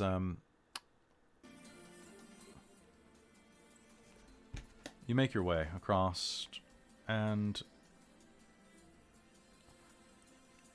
at the end of 6 hours, you find yourselves cresting a small foothill rise. Mount Epistos comes into view behind some clouds as they break apart, and you see this immense mountain, much like the mountains that you were raised inside of, Skafrem. Much like the mountains that your family originated from before you moved to the hills, Malia.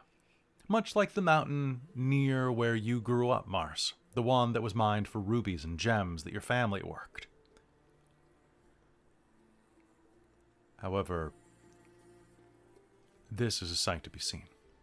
A single, solitary peak rises like a knife, jagged, into the distance, stabbing toward the gods like a spear thrust up from the base of this land.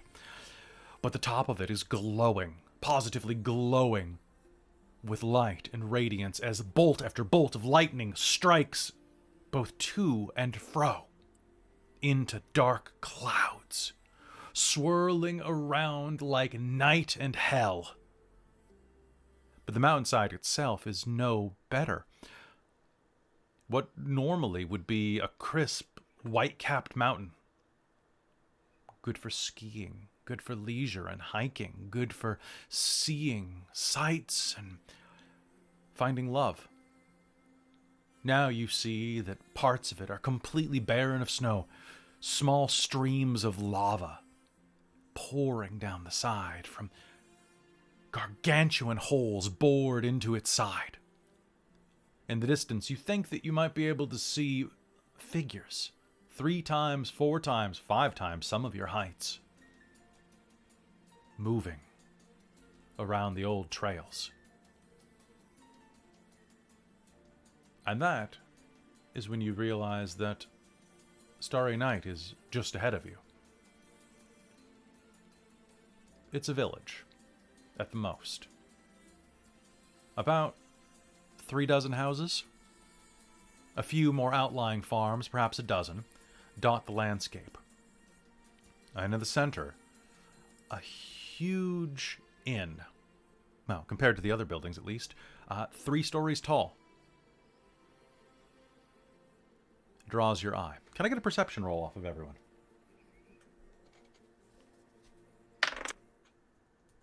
16. 16. Ooh, that's a really good roll for you. Yeah. Anybody get below 16? I got 12. 12. Skafrem, you're not... At would you- 17. And would you get Ogwyn? 13. 13. Okay, you're going to see that the village looks very quiet. All of you are going to notice that immediately. That the village is... Well, it's dinner time. Perhaps people are inside. Perhaps they're making their meals. Perhaps... No, they're not.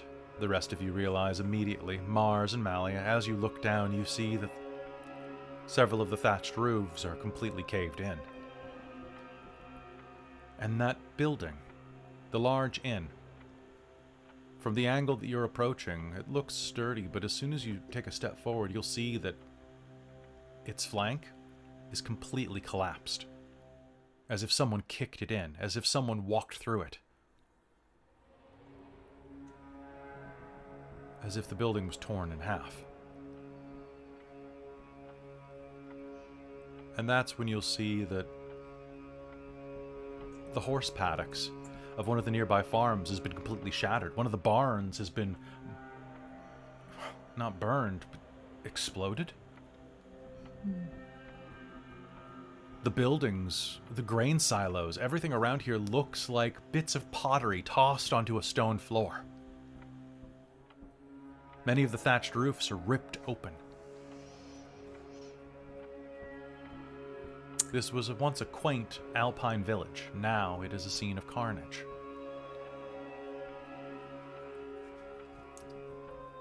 I didn't expect that. What do you see?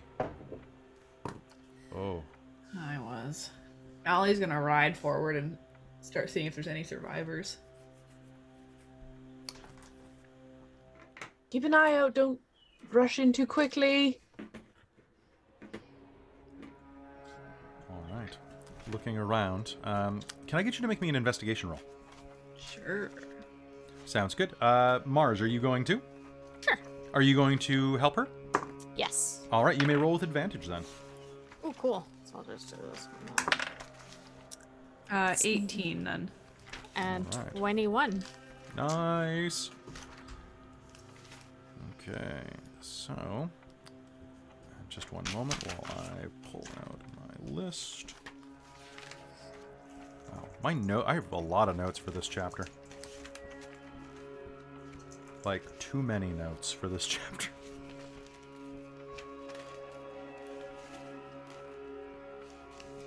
Should be like right. There we go. Oh, I tabbed it and I just wasn't noticing the tab, of course. Scouting around the center of town, you search around, moving across the cobblestone pathways. The stones here have been laid in such a way that every step is atop of a mosaic. The cobblestones are of mixed color. Some of them are blue, some of them are vibrant orange. The mosaic, well, once pictured things like flying birds or cresting mountains. It was lovely. Or the starring night. And in the center of the village, right before that inn, you see that there was a fountain built in the center square. As you approach Malia, you will see that the fountain has been completely shattered. And blasphemy has occurred. For this statue, this fountain, was of the goddess Vela, whose head now lies cleft from its body, staring up at you.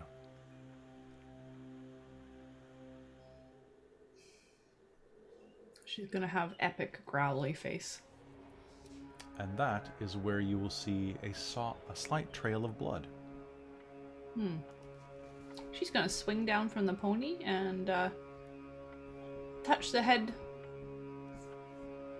for a second, and then focus on the trail of blood and see if she can follow it. You and Mars will see that the trail of blood leads through the town square over to what looks like a butcher shop called the Prize. Oh, pardon me, I already used that in another game. Called Robin's Ham Shop.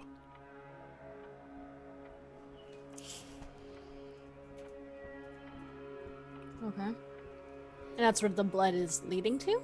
It leads around the side to what looks like a cellar.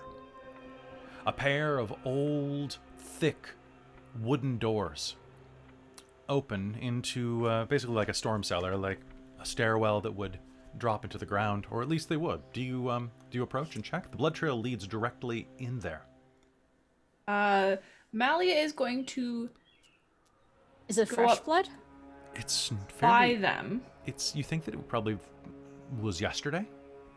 And she's gonna stay out of like the opening so that nobody can like shoot her. She's gonna knock on the side and kind of call out. And Mars will do the whole like dip. It's human blood, and with your investigation before, I'll say that looks like it was probably spilled yesterday or the day before. So it wasn't just like hours ago. No, this is stale. This is brown blood that's clotted on the stones. Okay. What are you other two doing as Malia knocks on that door? Catching up because my Oh, your donkeys mules are slow. probably are the fastest. And hanging back, keeping an eye out, like looking around to see if there's any more shrunk down giants. Make me a perception roll.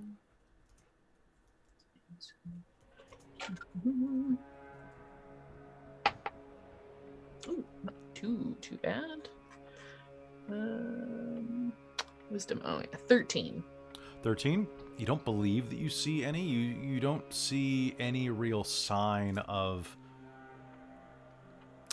giants or sign of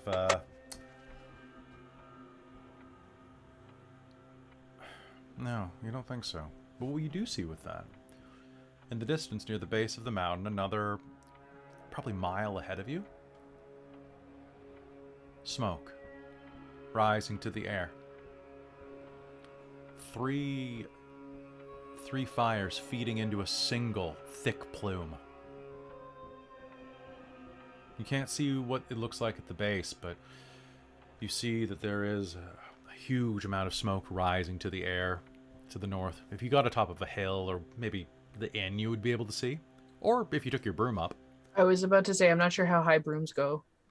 Pretty high, actually. Your flying broom, you have the broom of flying, right? Yeah, I was just gonna... I believe it weighs 3 pounds. You can send it to travel to a destination within a mile of you. That's pretty dope. It hovers. Doesn't have a height It has a limitation. flying speed of 50 feet. So basically, if you have to deal with that icing issue, you'll be in trouble. Okay, so you can start flying up and looking if you like. Yeah. I'll hop off Kevin. Okay. Fling. Is Cadmus still back with us, or did he? Kadamus is still back. He's kind of milling around in the center of town, looking at things and kind of just watching Malia and Mars and keeping their back. He reaches into his back and pulls out a long cylinder. It kind of looks like the haft of an axe without an axe, but it's this long metal tube. And as he looks around, he's going to flip one of the levers on it, and you'll see that a battle axe blade flips out of it like a switchblade. Sick. Ooh. Yeah, he has levels of artificer now. Is there somewhere we can tie the horses? Yes, there are many places, actually. In fact, the rubble allows for a great variety of things to tie them to. There. I will tie Kevin off and say, keep an eye down here, Skafrem, and hop on my broom and float up. All right, you will begin floating up. Now, meanwhile, back over Mars, you taste the blood, and Malia knocks. And Malia, do you say anything when you knock? Just kind of, hello? Make me a persuasion roll to sound non-threatening.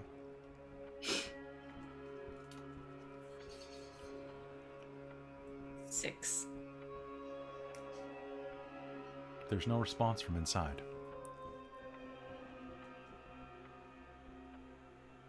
Hello, I'm a cleric of Vela. Are you alive? You'll hear a cough echo up. Can I come in? Don't want to get shot. I'm a dwarf, if that helps.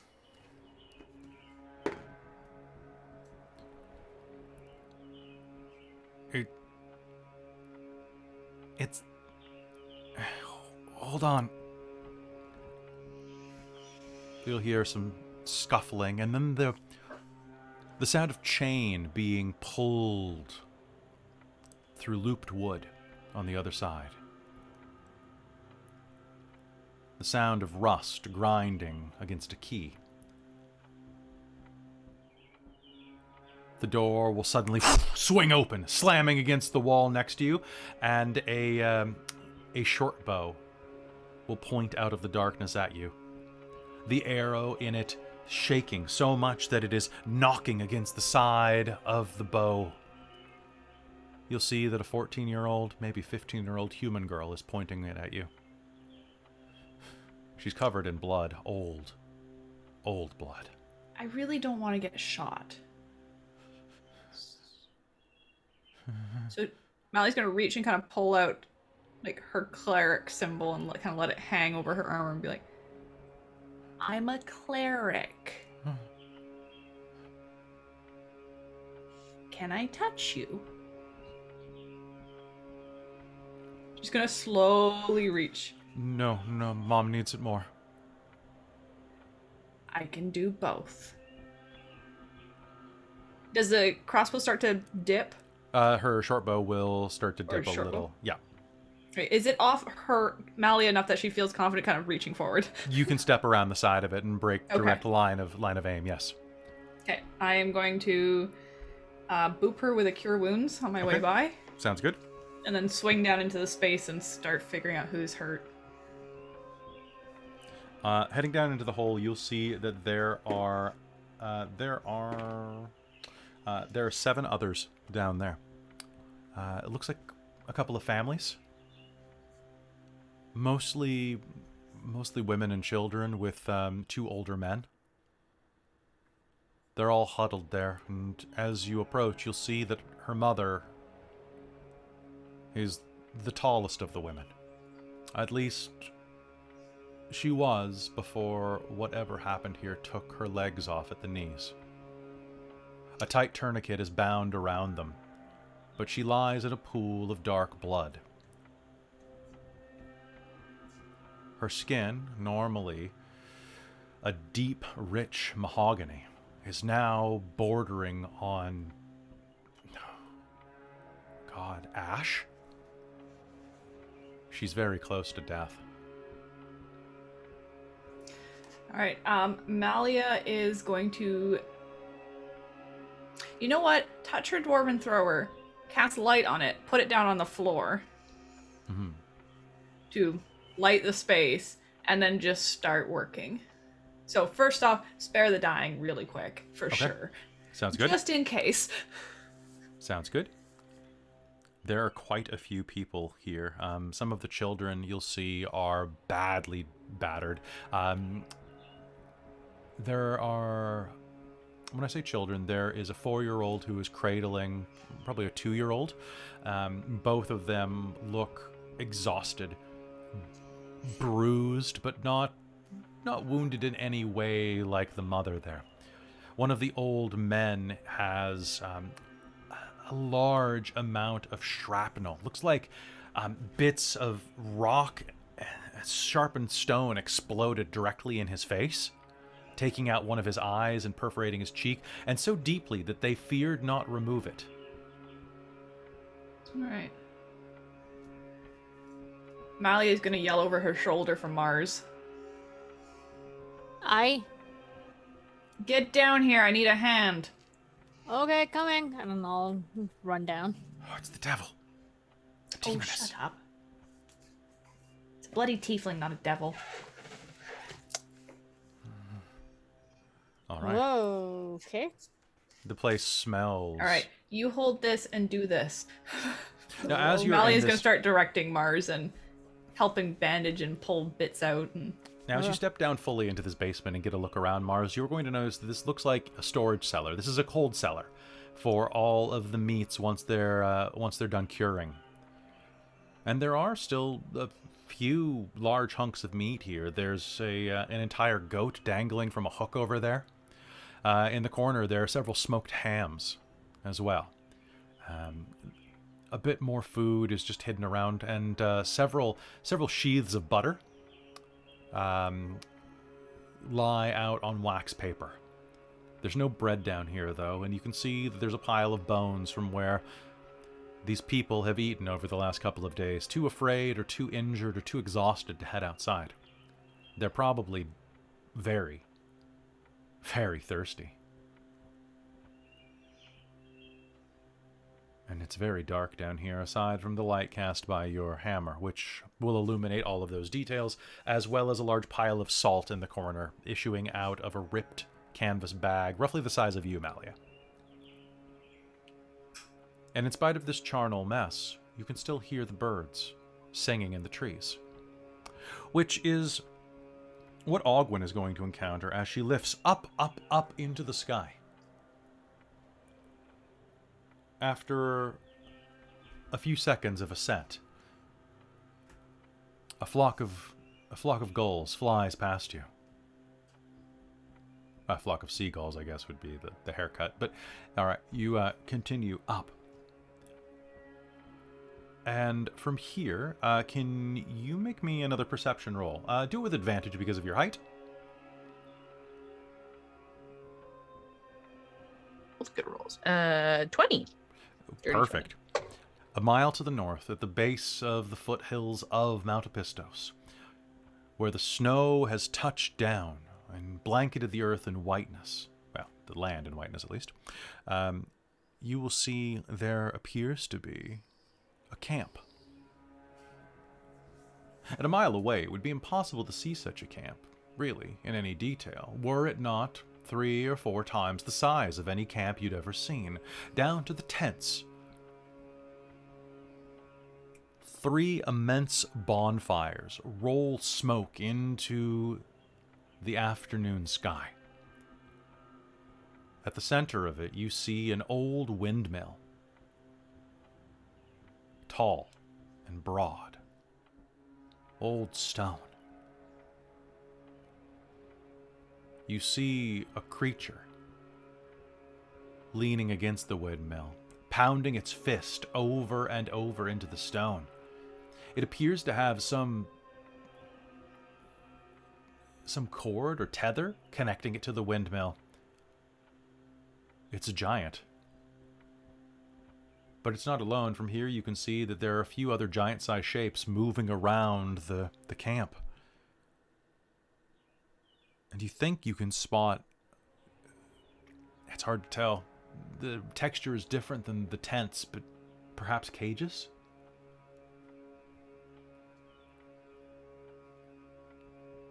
However, it's not all sight.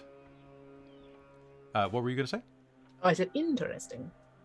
The scent will reach you at this point, as the wind shifts and carries the smoke toward your direction. And that is when you will smell burning hair and burning flesh. As even from here, you can see one of the larger giants working an immense spit.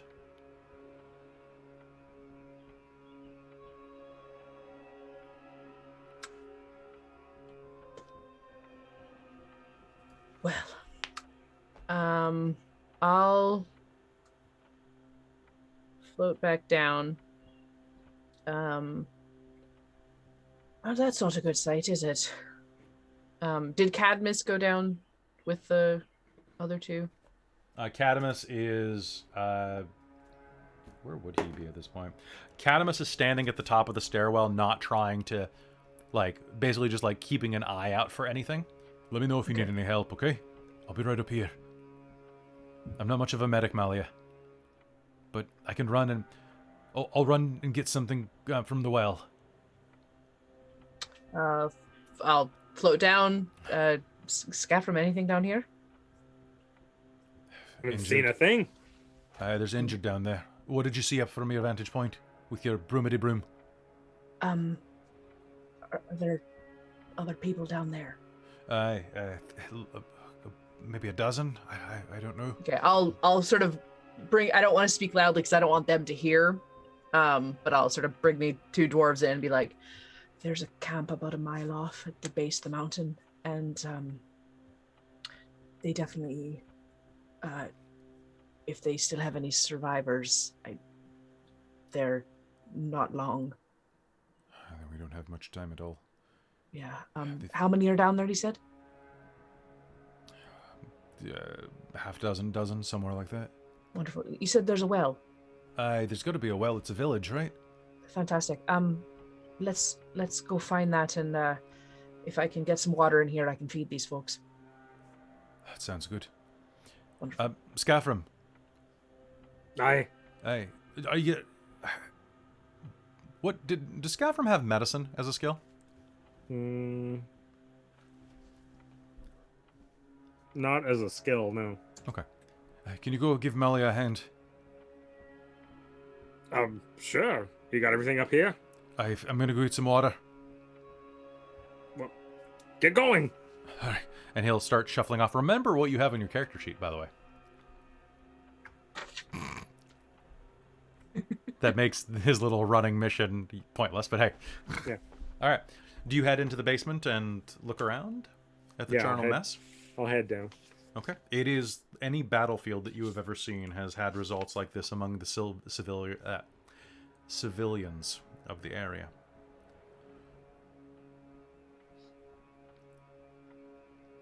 And it brings back some harsh memories. Looking down at the children huddled in the shadow, looking at you with eyes too white and wide to fit their skulls.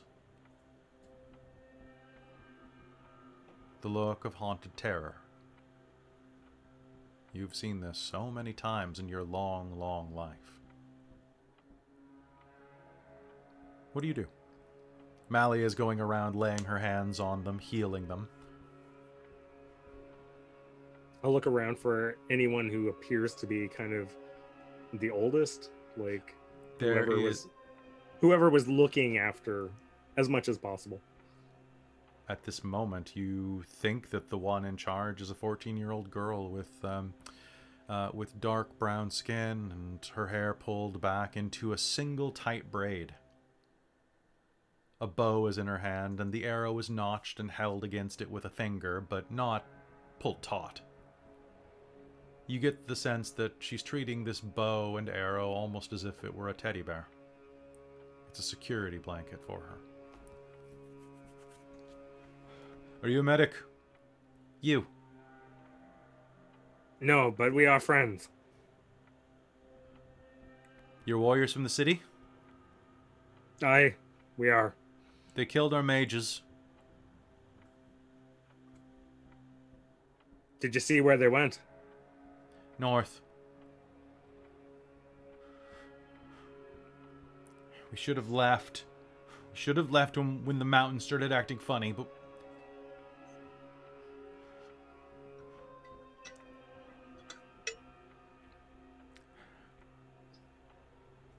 But Dellen said that we should stay. You shouldn't talk about Dellen like that. He's a brave man, says one of the older men. And that's why everyone's dead. Should have been smart, like the Ohanes and the Axanes. They left.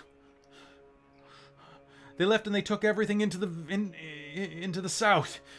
And now...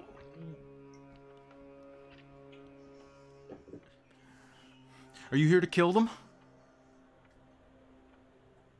Skafrem will put his hand on her shoulder and say, "You did good.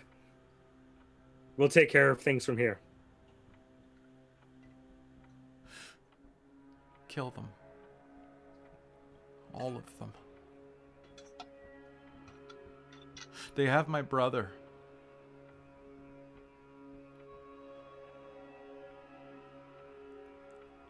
Please, get Akron back for me.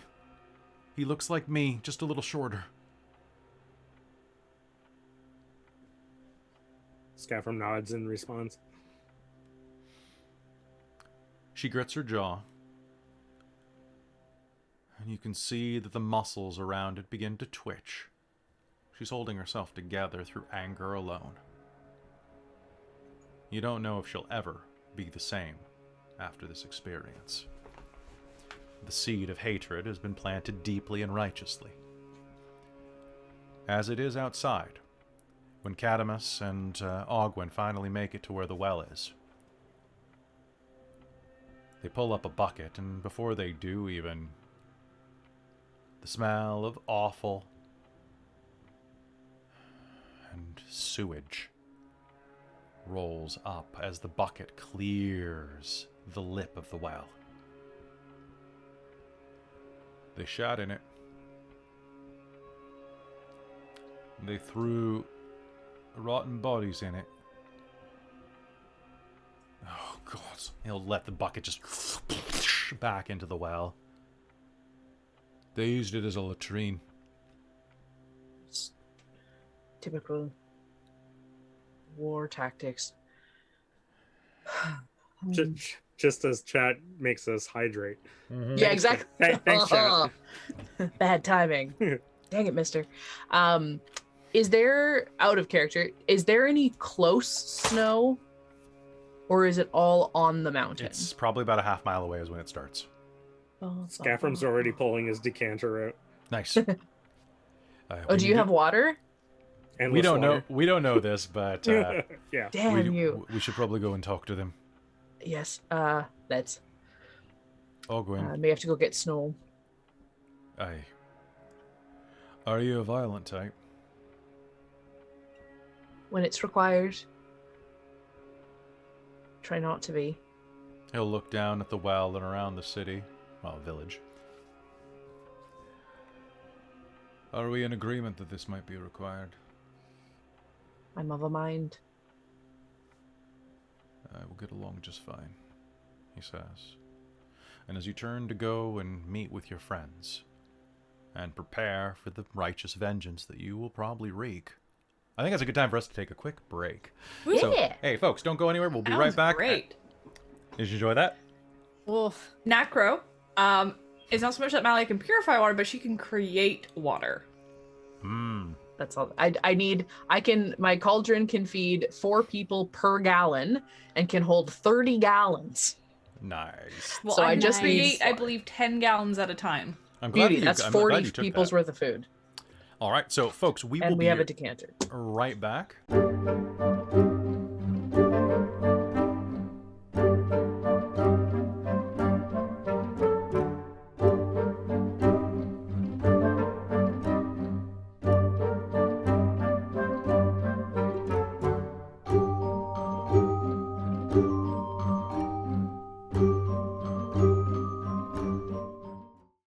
Hi, how's it going? Hey everybody, we're back, and this is the part where we talk to the chat. And let me turn the horror music off. Whoop. Yike. There we go. All right, so how's everybody doing tonight? Pretty good. Are you having fun? That was semi-dramatic. Yeah. I just got a couple like. It's not Zoom or anything. My computer's just being a little dumb, so I'm kind of doing a bit of a fix here and there. Yeah, I've been noticing you looking down and frowning a lot. Yeah, basically it's just like trying to Google a few things because I think there's some updates that kind of messed some things around for me. That's fair. So I've been looking it up. Attack on Giants? Yeah. Oh God, why didn't I make this? I didn't actually think about that, Soul. This is gonna be the Attack on Titan. Shards of Nyrn. Dude, I was in Japan. That was the year that Attack on Titan came out was the year I was teaching in Japan. Oh, And Japanese high school kids, Japanese high school boys are ate it up. weird. First of all, they're weird kids. They're like it's I don't want to make a blanket statement, but like in Japan, Japanese high school boys are like they've got two modes. They've got like normal kid, and then they've got freak mode. And I had this one kid, you know, the really weird Titan, like the one who's like the chicken Titan. I had a kid who would do that to me. Like he would run down the hall at me with his elbows inverted because he was double jointed, and he'd be like, "Woo!" I'm like, That's just most of the guys I hung out with in high school, so I feel like that might just is that just be universal? Teenage boys, Well, yeah. I think the thing is though that like it's the two modes, right? Because usually like Yes. like it would be just like, "Sold us now. I am serious Japanese high school kid." It's like the alternate personas, right? Yes. It was Well, see, so... I had all the like, I'm serious business. I'm in the Fight Club. I read the Anarchist Cookbook. You're not supposed and to then- talk about that, guy. Exactly. You're not supposed to talk about it. I talked about it, I think that probably just means that they were like chill with you. probably. And I will say, thank you, Nacro. Yes, the characters in Attack on Titan, with the exception of Mikasa, because Mikasa Sukasa. Mikasa was like, why wasn't the show about Mikasa? Because the show would have been over in one episode. She would have just fixed everything. She would have just killed everything, right? She was so good. Oh, and Levi's cool. But like the rest of the cast, and Jean is cool. So all of the second string or third string characters are cool. I hate Arm and Hammer. Sorry, Armin. And what was the main character's name? Protagonist. Aaron protagonist. Aaron Yeager. Yeah. Yeah, no, I can't do it. But yeah, theater kids. So yeah, welcome. I liked Krista though. Oh yeah. I liked her. Was she the potato I've one? heard she's a good character. Who was the eater? Sasha, the potato Sasha. girl. I like Potato Girl too. I have like a keychain of her somewhere that I got in Japan.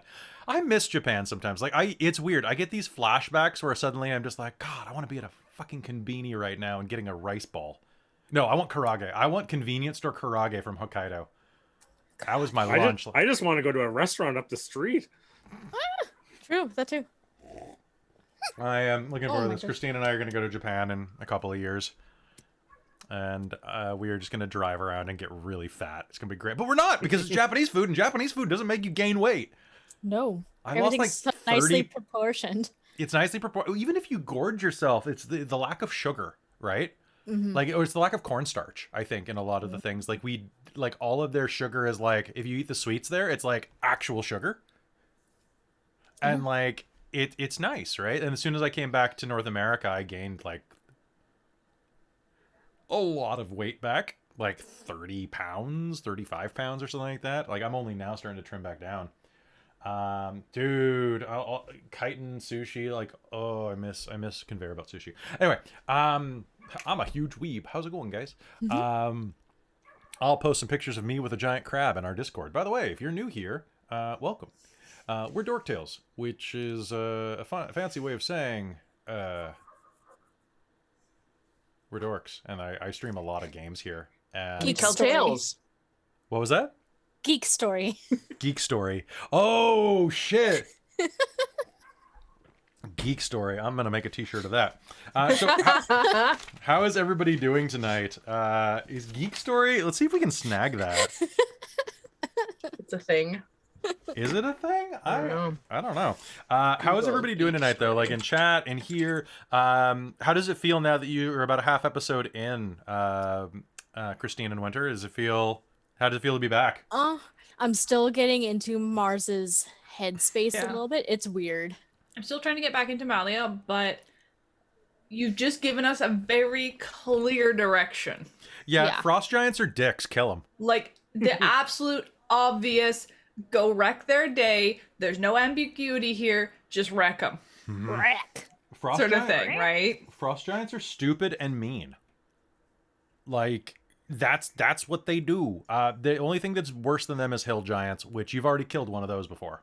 Mm-hmm. And it was a doozy then, too. Wasn't it? It was, yeah, but that was level... I think Or you were like level 4 8. levels ago or something. Yeah, that was I like remember it rocked us if we weren't careful. because they threw rocks. It was the beginning of season 2, actually. So you might have been like level... That's because we faced 3 of them at once, too. It wasn't just one Winter. It was 3. Oh, it was 3. Oh, yeah, and one of them hit you... Who got hit with a cart? I'm pretty Was sure it it was Xeno? Xeno. It's always Xeno getting hit with carts. See, Malia did really well in that. Because, I mean, her hammer does more damage against giants.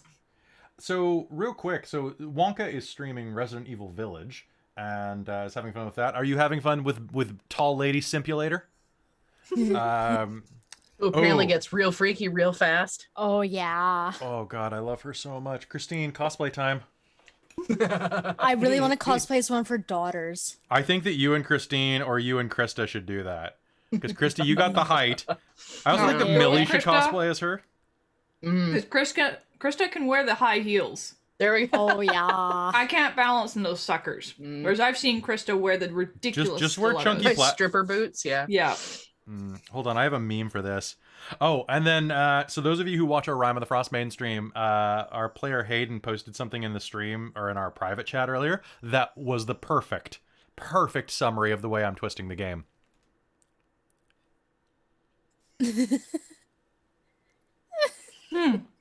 Also, I love that it erased the background and put my snowy Yes. background into it, which actually makes the meme better.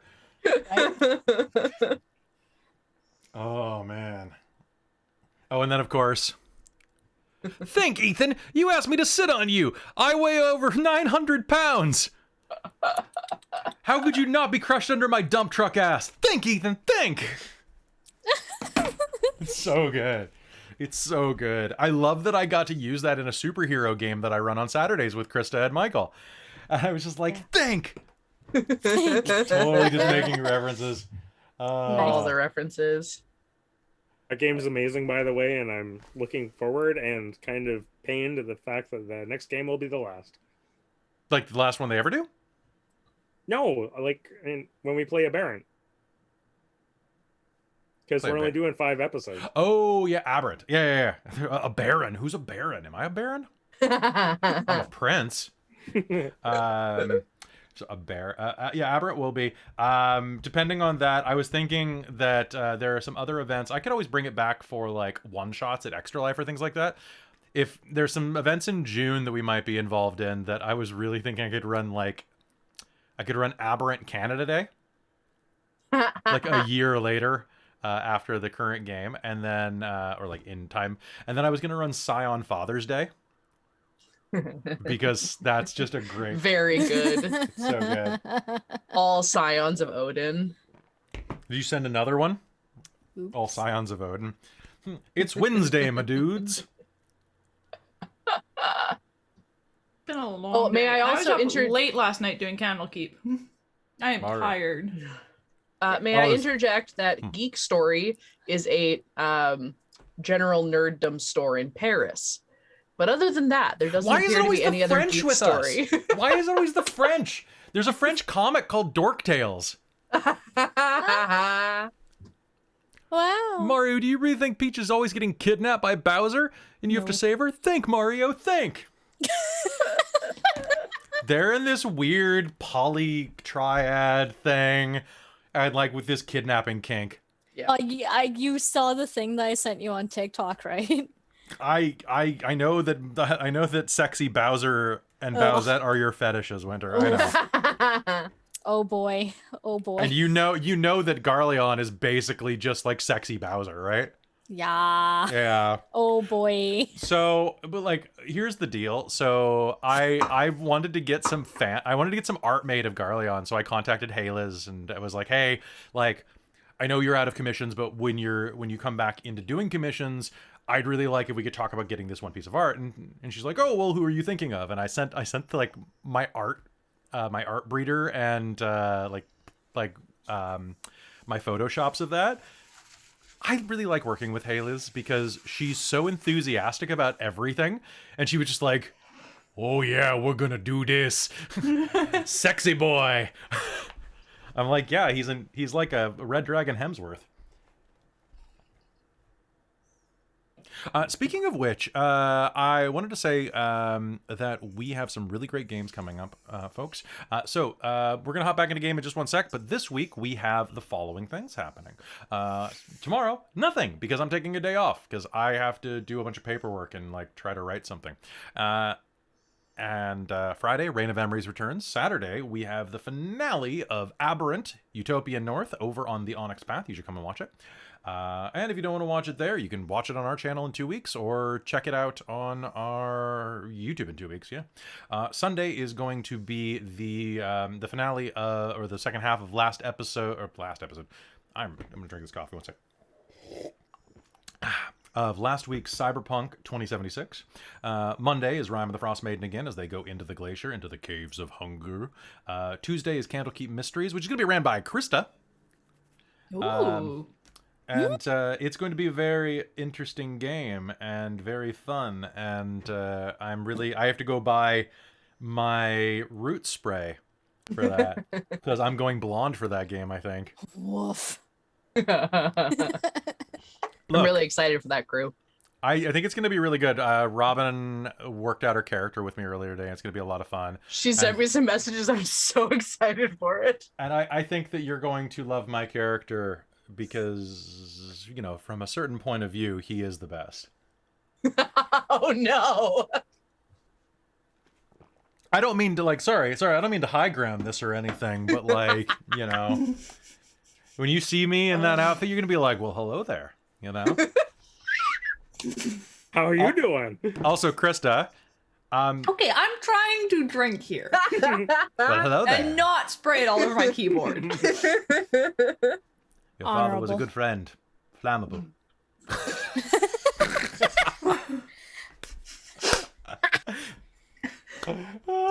Again, do it again. Oh, you son of a bitch. Krista, I didn't know you never had problems swallowing before.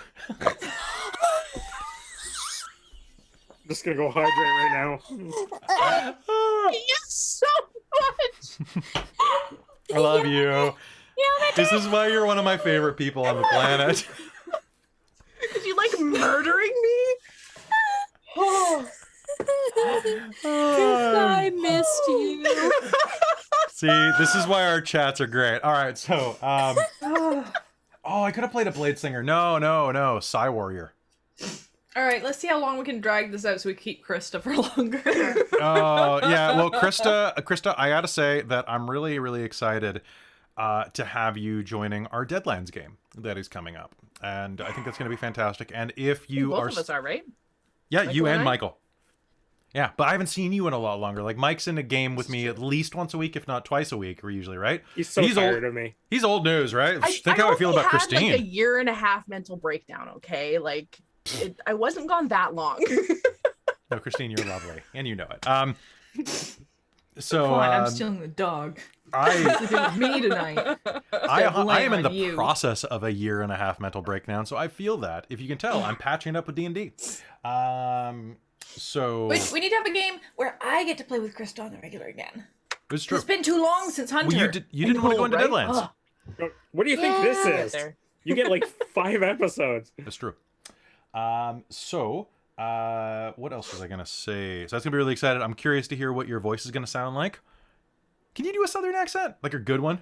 You know I can do a southern accent because you told me mine's quite good. I did say yours was pretty good, actually. Like yours ain't bad for being a Canadian, right? I Like know you it's just pretty.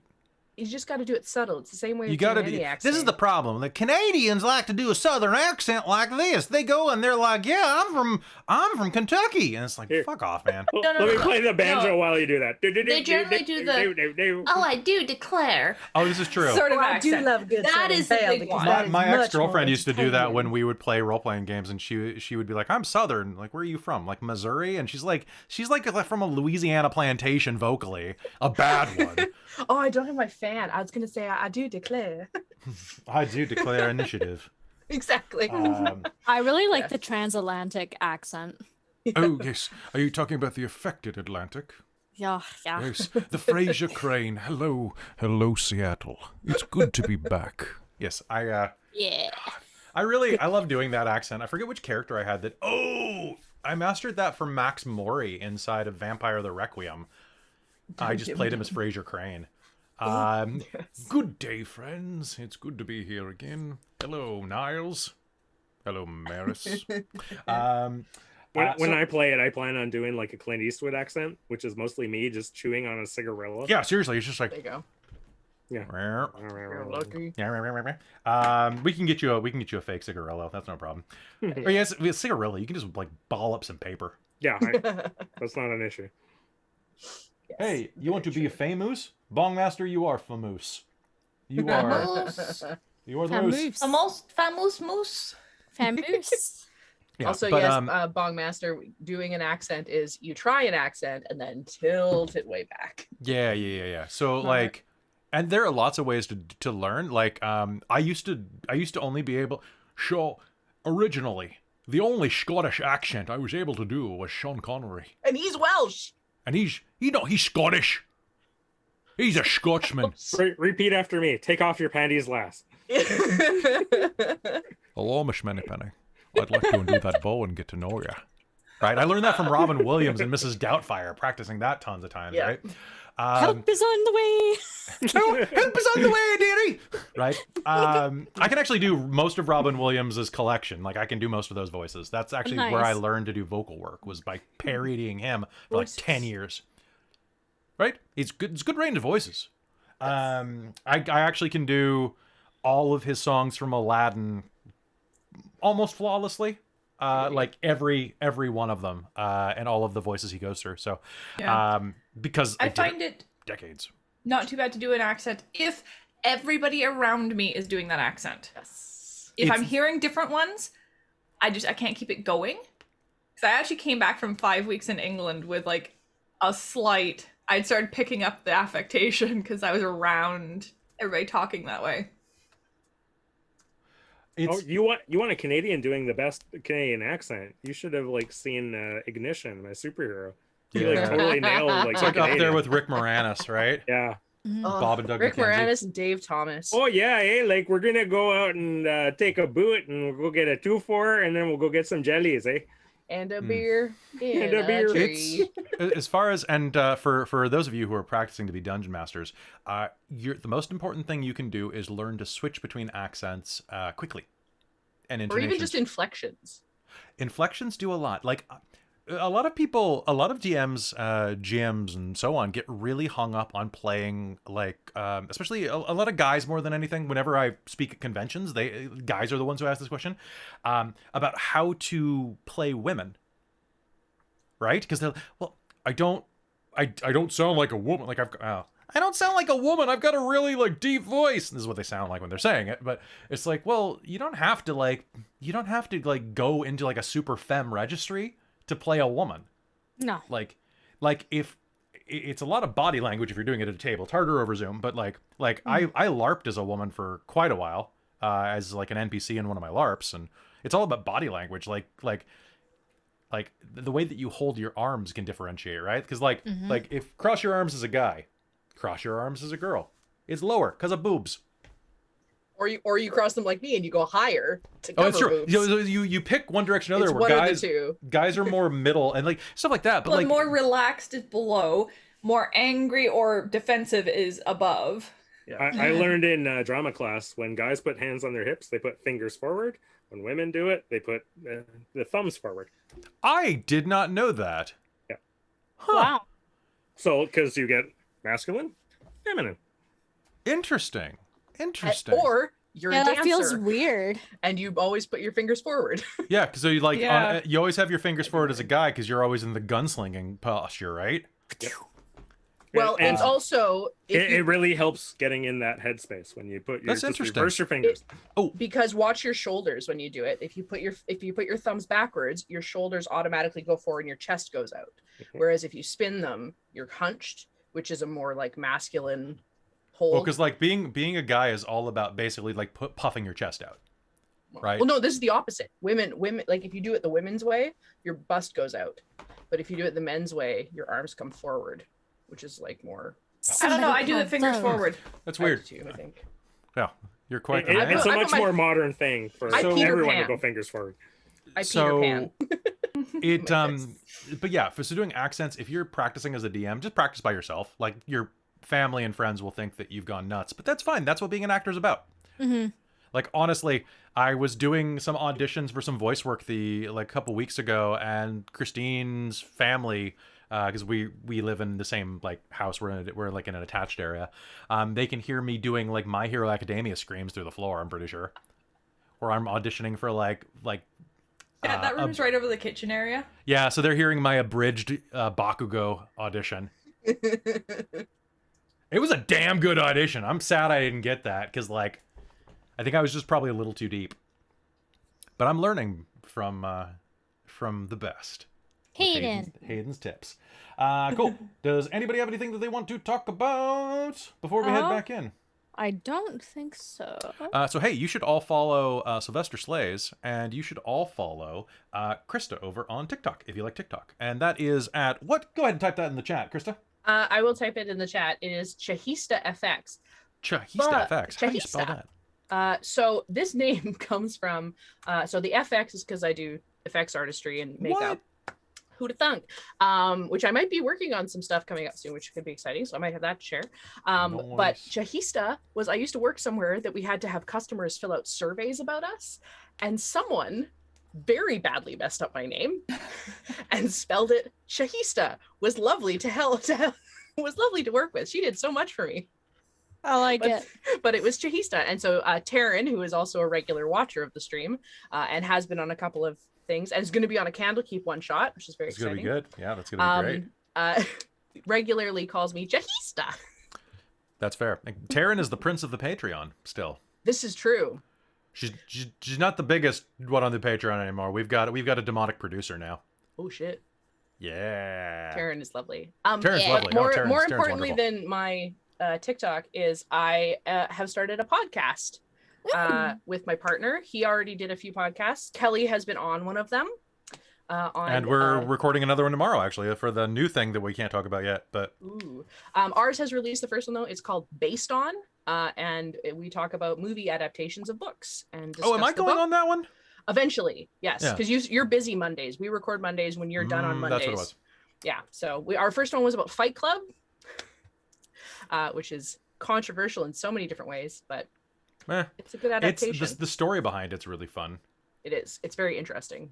It's really weird too because I wonder what type of culture Chuck Palahniuk was in during that, because the whole thing is that he wrote it because nobody asked him about all the bruises on his face after he got into a fight with his partner, right? Well, he went camping and got Yeah. in a fight. Yeah. And then he came back to work and nobody asked him about his bruises. Where are you living that nobody asks you why you got beat up? Like that no one cares enough about you. It's like that would be the first thing. Like Yeah. I shaved my beard, Yeah. right, for Extra Life, and like I had coworkers that wouldn't shut up about it. And also, like, don't tell me that I look better with my beard after I shave it. After That's you a got dick rid of it. move. Yeah. Oh, I liked you better before. Thanks. Thanks, I guess. That was useful. See you in 6 weeks. Right? Yeah. But yeah, It's such also, a dick if- move. It's it like, is a oh, very you were dick better move. thinner. Like, what? Well, Why and would you all say the- that? A bunch of the stories of the things that happen, like the whole concept of like a waiter peeing in soup and like a whole bunch of things are all like his buddies that did these things. I mean, And yeah. and he's part of a group that is like Project Mayhem, but on a small scale. It's wacky. It's Oh, I like, didn't know he is that a, part. He is a strange man. And he made one of my oldest friends in my college town faint at a reading. That's The amazing. Kelly snort.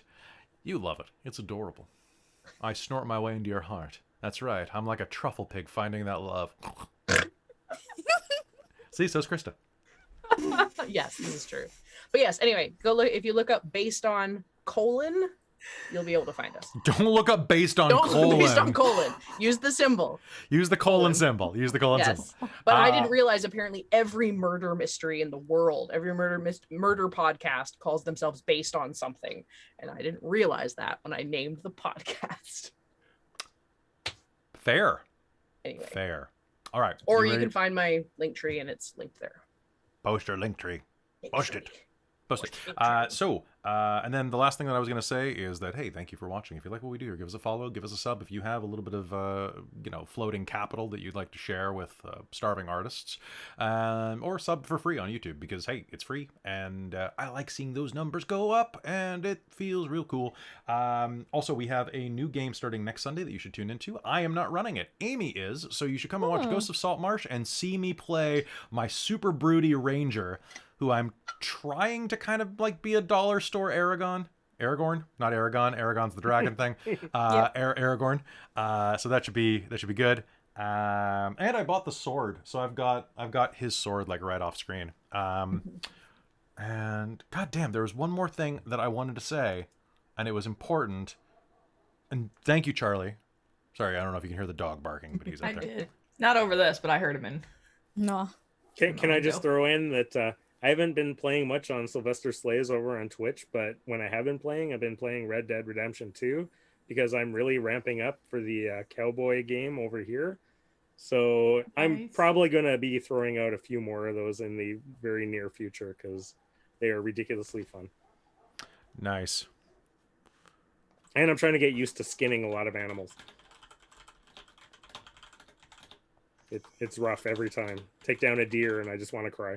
Ugh, I hate it was hard watching that when I watched people play. That was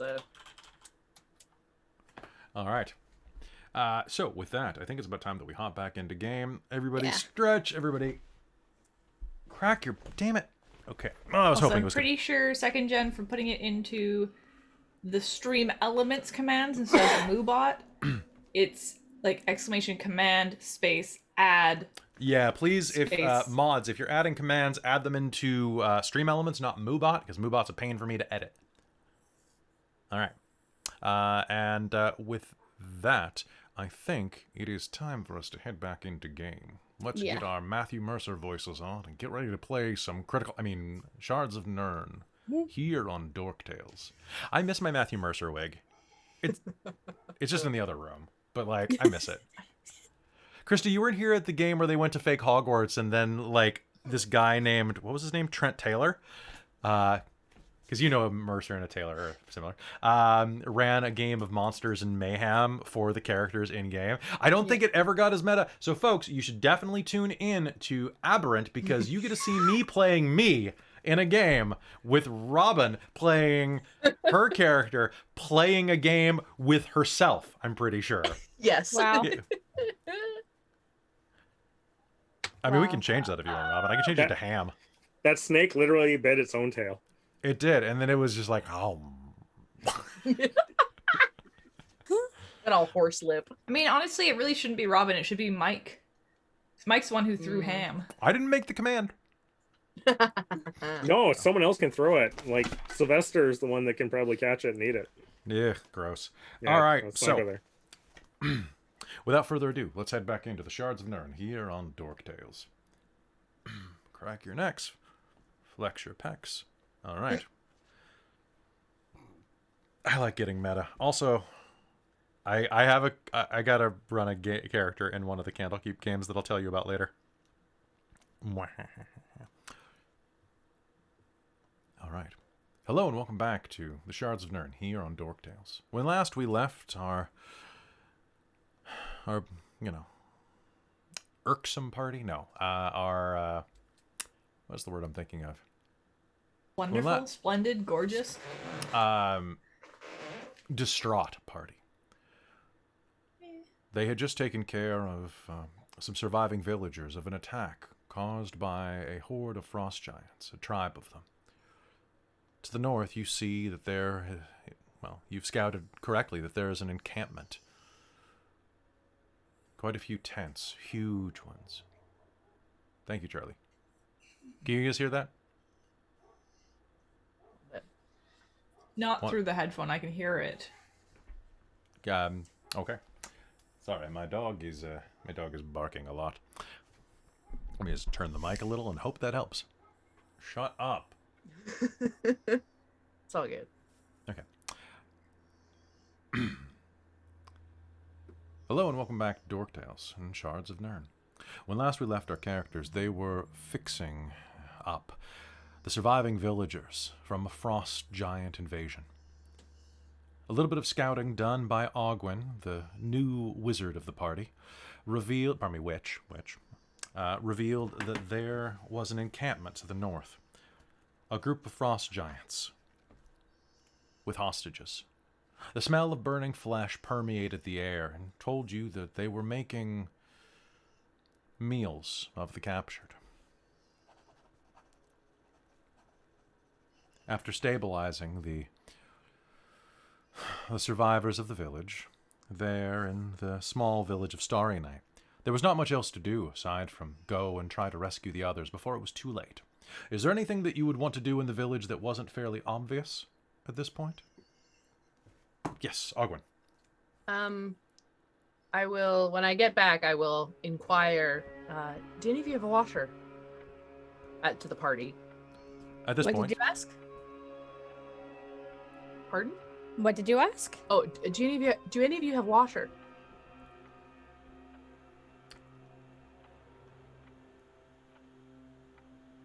Are you muted, Christine? no sound is coming through. That's weird because I There you spoke go. in a normal tone of voice. I wasn't even that quiet. But she says, "No, I can make some." Oh, that would work wonders. She'll pull out her giant pot again and put it in the middle of this room downstairs. If you can put some in here, it'll make more stew. All right. One sec. She will create 10 gallons of clean water within range in an open container.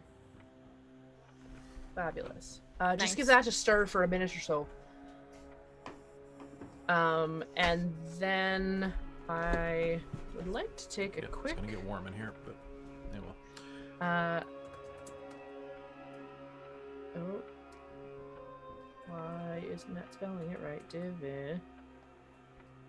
Divination. Oh, it's because I'm on wizard spells, and this isn't technically a wizard spell. You talking about your divination thing?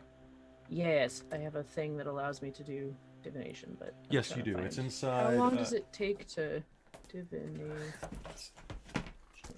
You're talking about your basic divination power? No, divination spell. Oh, okay. There it is. Cool. And did How you long does it roll take? your 2 dice for the game? I'm not a diviner. Oh, you're not a diviner. No, I'm an onomancer. Fair enough. No, but I have a thingy. So she'll tell them to stir for a minute, and then we'll sit down in a corner and pull out what looks like a flat disc thing, and slowly pull it apart until it's a giant astrolabe, and sort of sit with it for a minute, and I will swap out greater invisibility for divination. Okay. And then I will cast divination. Okay. So what this does is I ask a single question concerning a specific goal, event, or activity to occur within 7 days, and the DM offers a truthful reply. The reply might be a short phrase, a cryptic rhyme, or an omen. My question is, are the giants planning on returning to this town?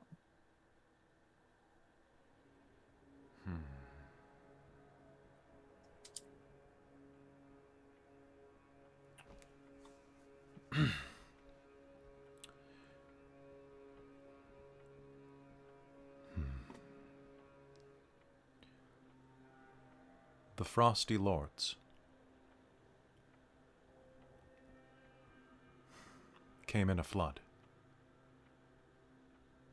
and quenched their thirst on mortal blood.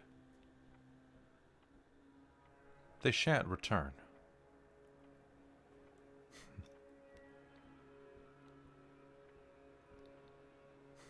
to path or stones, for they have supped this village's bones.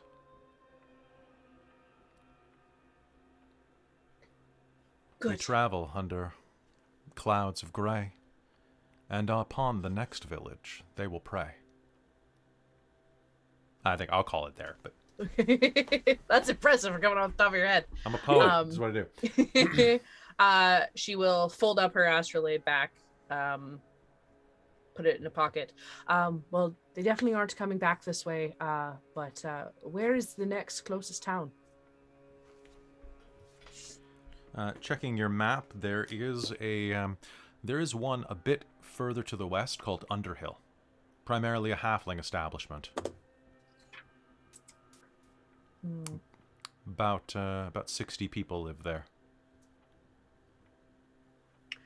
Well, I think that's their next stop. It's far out of our way, but shall we? I think that may be where they're going next.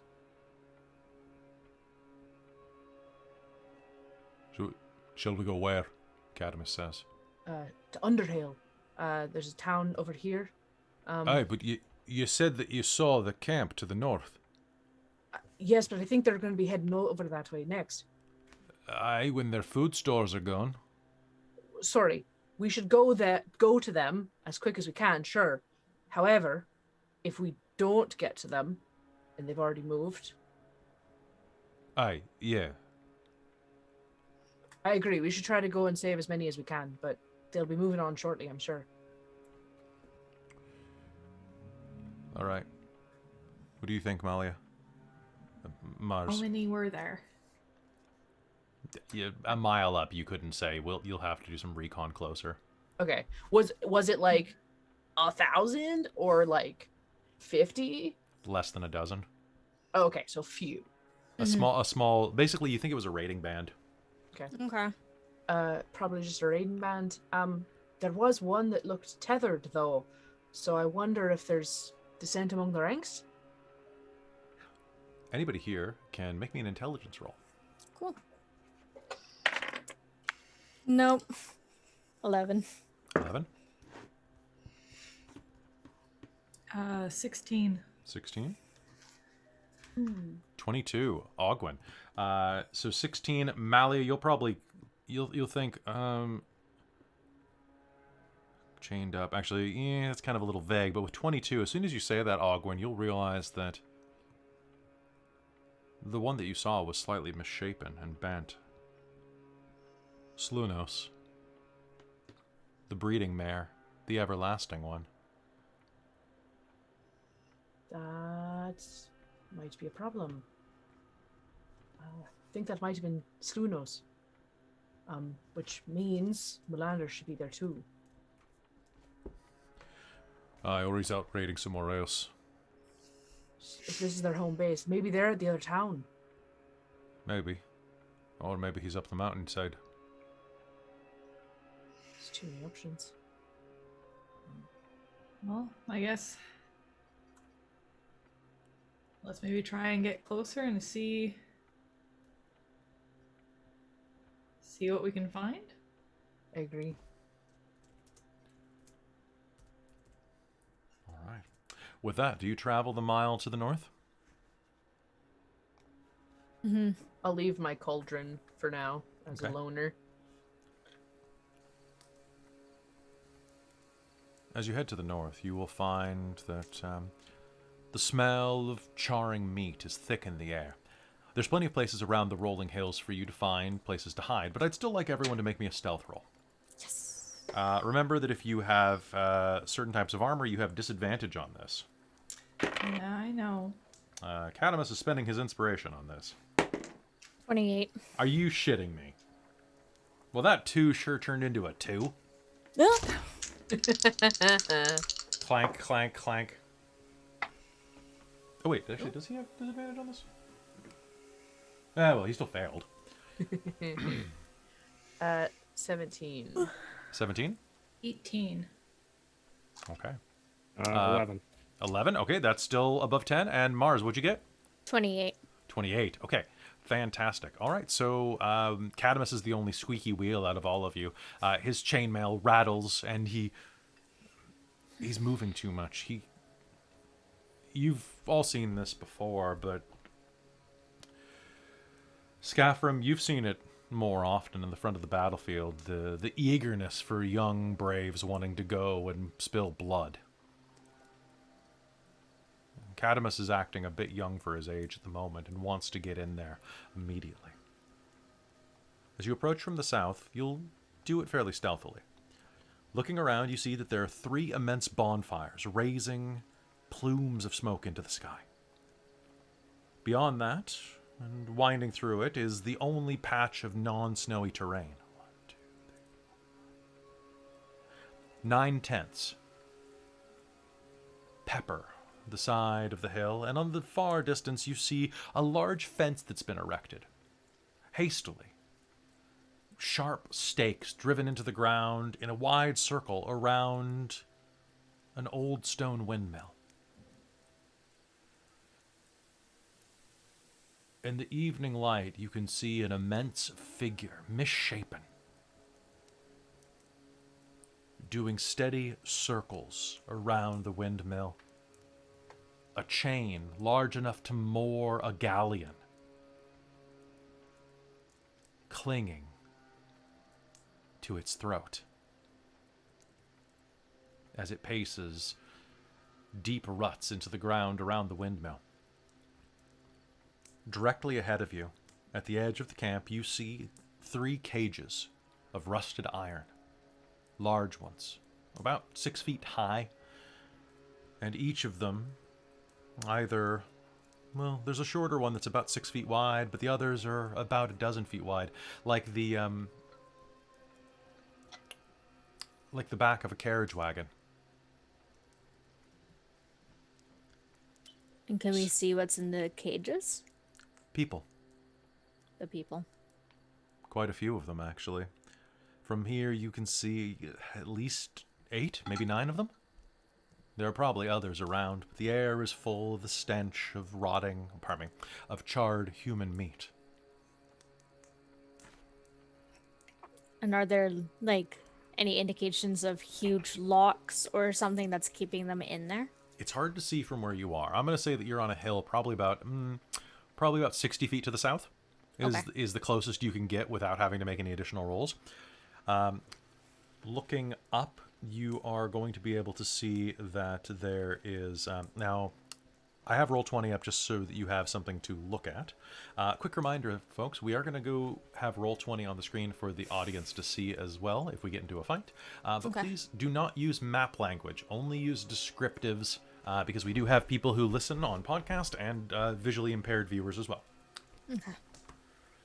So, looking directly ahead of you, you can see that a large frost giant, which it sounds like a bit of hyperbole, but an immense frost giant with a pale blue gut dangling over a thick belt stirs the embers beneath what is obviously a pair of men skewered and blackened like marshmallows atop a spit.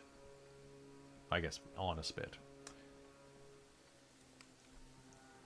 This is directly in front of you, some 100 feet, just on the other side of these cages. You think that this is probably the camp's cook. Occasionally, he leans forward, takes a swig out of an 8-shaped gourd, and spits wine or some other potent and dark brew onto the charred bodies, marinating them as they char. What do you do?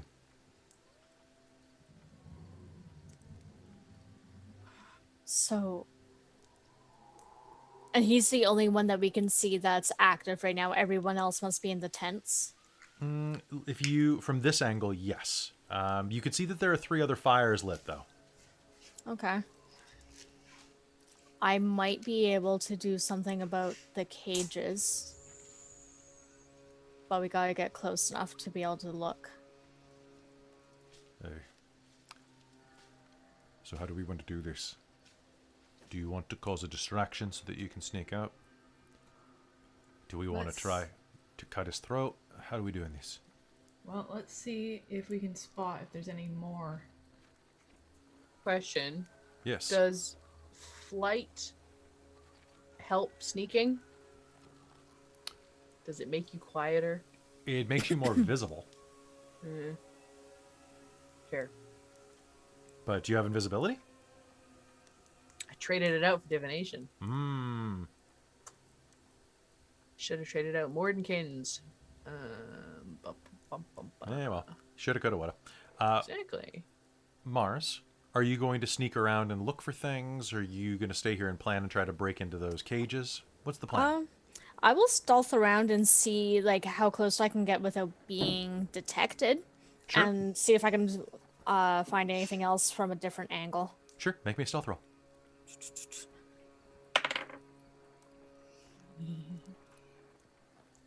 26. 26. What's my passive perception? Okay. As you're around the south in the hills, you see that there's a row of, a dirt road that's been trod through the snow, leading into the camp that kind of goes up and snakes around through the multitude of tents. Would you be sneaking up that direction or heading more toward, like, between the tents near, to the south, for example, there is an old, gnarled tree that has long since shed its final leaves. I almost want to mask my own footprints in the footprints that are already laid down. Definitely easy, because the footprints that have been laid down are 3 times the size of your own. Exactly. So I'm just making sure I'm not making new tracks. All right, sounds good. You can easily do that with that roll. So, looking around, how close are you wanting to get? So I'm looking at our map. What is, and where my token is, what is that thing that's right ahead of me to my left? Directly ahead of you, see that looks like a one-person cage. Or, no, it is a cage of some sort, but it's old and rusted and full of bones. I'll make my way up to there at least as a cover and kind of investigate a little bit. I also... It looks like the human-sized equivalent of a tea strainer. Huh. Or a tea ball, I think is what they're called. And can I reach inside it at all? Or is it too... It is actually, you can reach inside of it with your fingers. Your whole hand won't fit. But you could definitely, like, adjust some things inside of it. Okay. Looks like it opens on a side grate, kind of like a bird cage, where there's a peg. The peg itself is the size of your hand, but the grate will swing open, allowing you access if you want. But it does look rusty. Could be too noisy. Could be. Might be fine. I'll wait for now, but I am using it as a cover. Directly in front of this, and this does give you good cover, the old black iron of it is quite a distraction here. Now, it's the middle of the afternoon right now, going into early evening by the time that you have reached this place. And as you glance around the side, you see that there is a cage on the other side of this, we'll say, tea strainer, right next to one of the tents. Okay. A middle-aged man and a young woman crouch inside, huddled up against each other for warmth. They don't seem to notice you. To your right, you see 2 other cages, each with 3 people. None of them look like the girl. Well, look like they could be her brother, at least. Okay. The one that's directly ahead of me with the 2 people, the man and the woman. Mm-hmm. Can I see how to open up the cage from here? Similar to the tea strainer, it's a simple gate in front of them. Similarly to how you would cage a tiger. And there is a lock in front of it. A large, thick one, about the size around as a buckler. Okay. And what side of the... It faces Cage is- north. So right in view of the giant bonfire Yes. that's cooking. It's almost like it's been placed nearby for quick access. Okay. And I'm going to switch us to our map frames right now. Okay. And also, thank you to James from our stream for doing the maps for tonight's game. And what's the cooking guy doing? Right now, he's picking his nose and spinning the spit around. And as he does so, he wipes his finger a long trail of bloody snot on his pants and reaches down and picks a fork up, plunges it into the meat, pulls away a dripping, glistening eyeball, and sucks it down with a...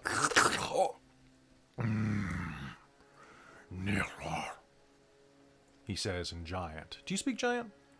No. It's a pleased sound. Okay.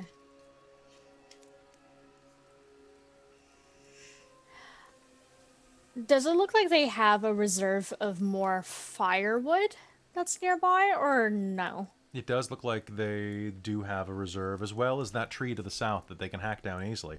In fact, up to the north, you see there is a large axe laying atop of what looks like a portable anvil. They do have a decent amount of materials here. Okay. They're well stocked for this. This looks... Make me a survival roll.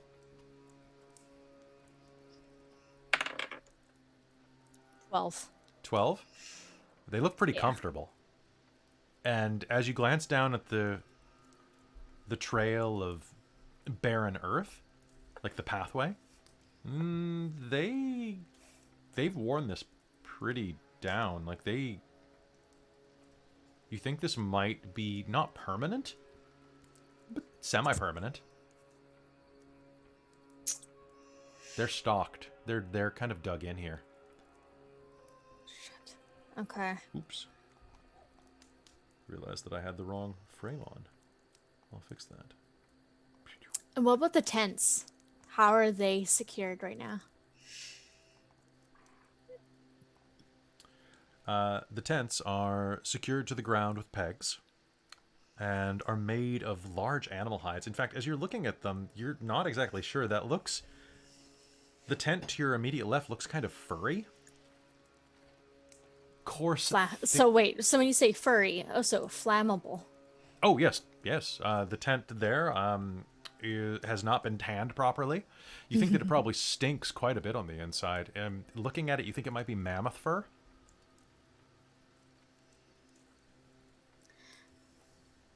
I want to start a fire.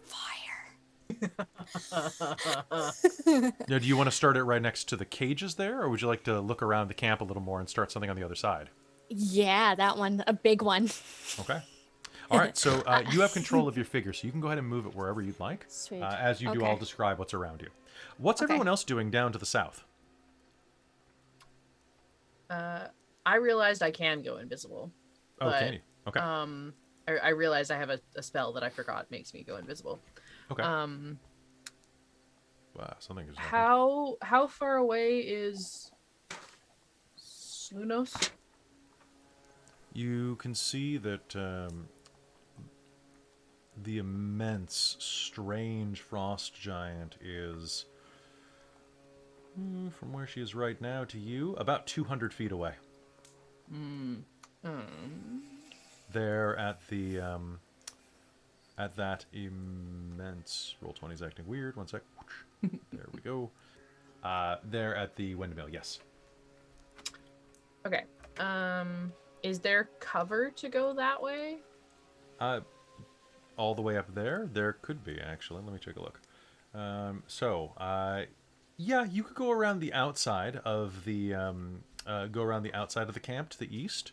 In doing so, you would have to sneak past the cages and make your way up north and then find a way through the fence. But you think that the fence that's been erected around the windmill is more to keep her in. You could also sneak around to the west, although there's much more exposed terrain that way. Okay. If it looks like it's to keep her in, Should we maybe potentially if just let her we let her loose, she might help us. By accident, even. go? Okay. Are we all? I kind of want to get an idea of what's in her head. If we can get kind of close, I can figure it out. Okay. Oh god, I have 5 hurt the Moors. Malia and I'll go. Skafrem, Kadamus, Hey, stay here. hey. All right. We'll go sneaky sneak. Okay, I would like a stealth roll from you. Okay. Do it. I think I'm gonna go ahead and burn my mislead. Okay. I'll need to get rid of it when I cast Detect Thoughts, but for the time being. Sounds good. Mike, can you tilt your camera down a tiny bit? Yeah, my camera's actually offline. This is my laptop camera. Oh, really? For whatever reason. Weird. Yeah, I've never seen that before. That's weird. So I am going to go invisible. Okay. But a duplicate of me arrives, standing where I was standing. So the invisible me will walk a little bit away and go, she's gonna stay here. Shake her if you need me. From a disembodied voice. Let's go, Malia. Okay. I love this spell. I just have a physical duplicate that I can switch back and forth between, There basically. you go. I have added one. All right. So, moving back around, where do you head? Which direction is the windmill? To the north. To the north. So I guess we'll go out the west, around the west. Mm-hmm. I suppose the other option is we could fly over. Is it cloudy? It is very cloudy. In fact, as you're getting this close to Mount Epistos, you can see that there is a significant amount of lightning striking the area. Flight could work, but you would have a chance of attracting a bolt at this range. Now, it would be a low chance. Malia, do you want to take the time to walk around, or should we try to go over?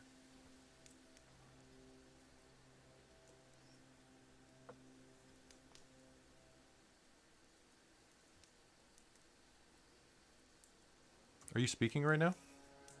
Very, very quietly, like light whisper. Okay, your There you mic go. wasn't picking you up at all. For fuck's sake! Like, it's not actually that quiet of a voice. No. Not yelling, but...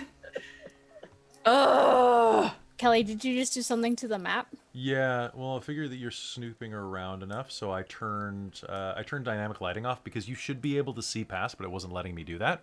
Oh. So Yeah. Yeah, no, I was gonna wait until you caught up and then I would be like, I can't see. yeah, Alright, well, instead of RPing it at all, my thought was to potentially get close enough to maybe get some of the people out of the cages and get them going so that they're out of range. Potentially. Only downside is that is very close to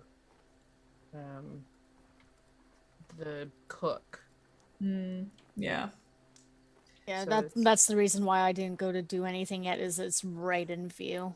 So I'm going as far away as I can to cause a diversion and set a fire. The other option is I send my shadow a running through the camp and hopefully draw them away. But I don't know if we want to raise the alarm. Yeah. I don't know how many are here, Yeah. but it's probably a decent idea to try releasing what's her face, because if she's chained up like that, there's obviously an issue, a risk, Yeah. which is why they have her penned in and chained up, Yeah. and potentially we can use that. Okay, so we want to let her out first? Or at least let's go over there and See what up. yeah. So which way are you headed over there? You can head from the east or the west. Or Over. directly through, you're right. So but that would just be Ogwyn, right? No, we can, because my broom can carry 400 people, so I can be invisible on the 400 broom people? with you on it. That's a big Wow. broom. Sorry, 400 Cool. pounds. Yeah, but Malia wouldn't be invisible, right? No, Malia wouldn't be, well, neither would the broom. But if we go high enough, it's night and it's cloudy, so... That's true. Well, Sure. it's evening. Okay. Yeah, maybe going around is better. I'm thinking going around the kind of away from the cook side, so around with all those tents in between. The longer way. Yeah. Okay. Okay. Yeah, I'm down for that. Yeah, lead the way, I'll follow you. Malia will attempt stealth at this. Fantastic. I'll roll stealth as well, but I think I get advantage. What's that? I get advantage with invisibility. So if for sound purposes, no. But yeah, you know what? Sure, yeah. I was gonna say, what if I'm on my broom? If you're on your broom, yeah. Okay. If you're invisible and on your broom, yes. You basically don't botch. Okay. Then you just like accidentally sneeze and fart at the same time while in the air. Didn't do great, but That's unfortunate. Didn't I'm botch. gonna use my inspiration Yeah, do it. I was gonna to ask if you negate had my help. disadvantage. Don't accidentally snart on your way over. Oh no. I'm an adult. You're an adult. Stop snarting. actually, yeah. Can I use my determination to re-roll one of those dice? Yes, you can. No, not to you can use your inspiration to re-roll one of those dice. Oh, I thought determination you could re-roll if. No, determination's the proficiency bonus. Oh, I have another. Okay. You have a point of inspiration from being. I will use my inspiration. All right, sounds good. 17. 17. Okay. I rolled 9, 8, 7. Okay. 9 total. 9 plus. Yeah, I have 0 dex. Sure. Sounds good. All right. So The floating. invisible one is gonna be distracted. And all right. So floating over, you will be able to. Which way are you headed? To the around the east or the west? West. Okay. The long way. Yeah, the long way. Okay. So heading the long way over. Go ahead, and I will just. Yep. There we go. So, heading around the way, and which way are? What are you doing, Mars? As you see Malia scoot past you. Okay. So there's a large, gnarly tree that I'm trying to get to really quickly. Absolutely. Again, You looking can. for cover. Yep. The snow is crunching a little bit under your feet, but you're moving like the wind, like silently over the blowing snow, like death. Yeah, I don't mind so much having my footprints behind the tents. But can I see that other large dude by that middle fire there As you move now? between the tents there by the tree, you'll see that there's another giant, a giantess actually, who is stoking a fire, warming her hands against it and glaring around into the pen.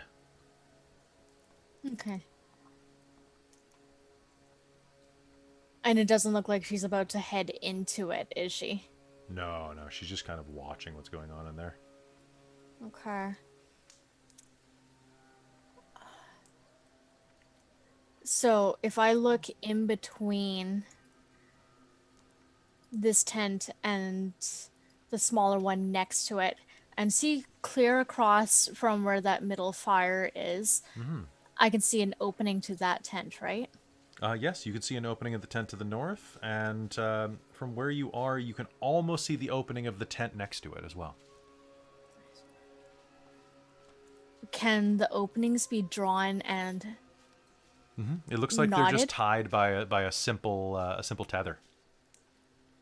The one directly inside of your view is not tethered, and you can see that a dark expanse awaits inside of the tent. The other one is tied, though, which makes you think that someone might be inside the one on the left. All right. And I'm going to just keep moving along right now Okay. around the back to where there's this right here. So if I place my All character right. there, and again, just ducking and trying not to be seen. All right. As you duck down, you will find yourself crouching next to, it looks like several large kegs of beer, actually. It looks like they raided the tavern, stripping all of its barrels. You can see several shattered casks roasting on the fires from where they have drank them dry and then are using them as firewood. As well as the canvas sack of, well, looks like a couple of wagons that have been hastily stitched together as bags to carry these gallons with them, these kegs with them. Nearby, you see that there is a large, wizened frost giant working around something that is rolling in a pot nearby. It smells absolutely terrible. Okay. Like rending fat. Okay. So you have to mind Winter because she doesn't actually know. Would beer be flammable?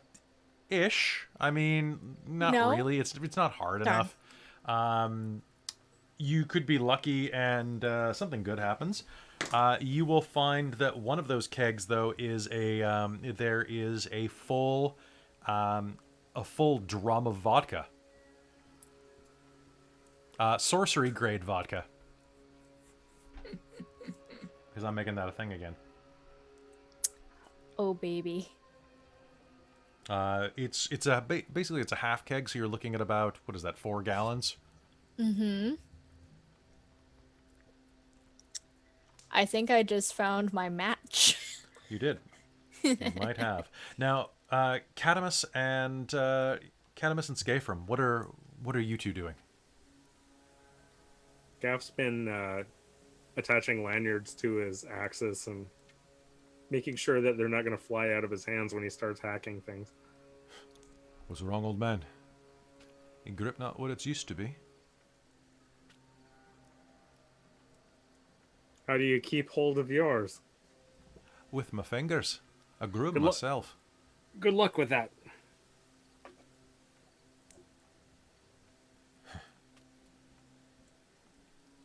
How do you want to do this? Wait until we hear something and then jump in there. How much money do you have on you? What, we taking bets? Aye. Like the time at Reaver's Hill? I got was more than you do. Not for long. That cook. I bet my axe will be the one that takes him down.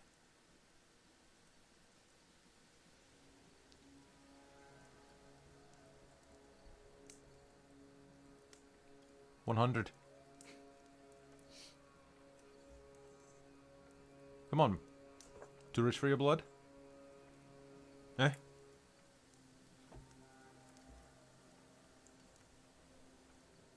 Fine, I'll take it. He will. Og twin all of a sudden comes to and goes, I want in on this, please. Are you going after the same one?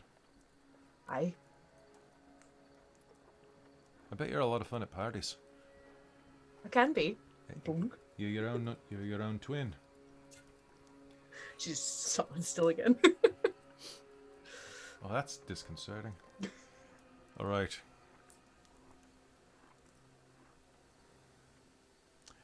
I'm looking forward to this. Not just taking your money. I really want to kill these guys. Fucking frost giants.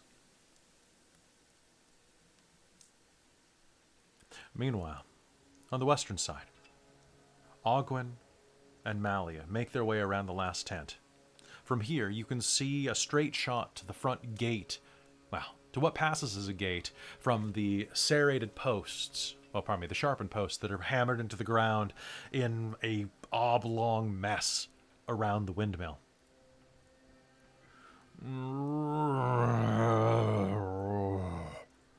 A bellowing voice comes out. but it's not one voice. As you glance around, you see that Slunos, the mutated creature here, is only a little more than 100 feet away from you.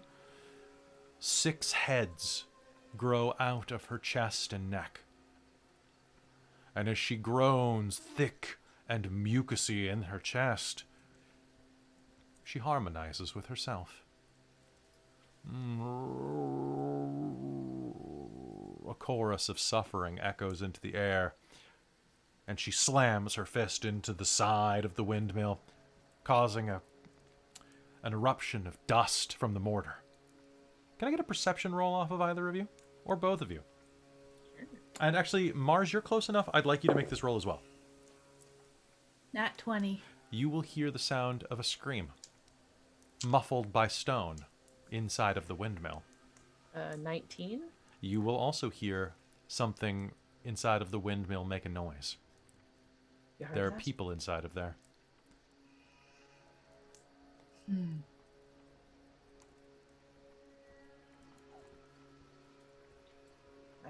I need to get up to the windmill. I want to see what's going on in those heads. It seems like people are trapped. Agreed.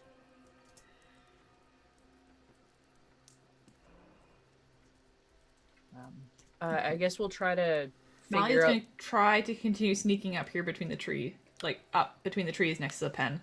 Sounds good. I'd like one more stealth roll, please. Okay.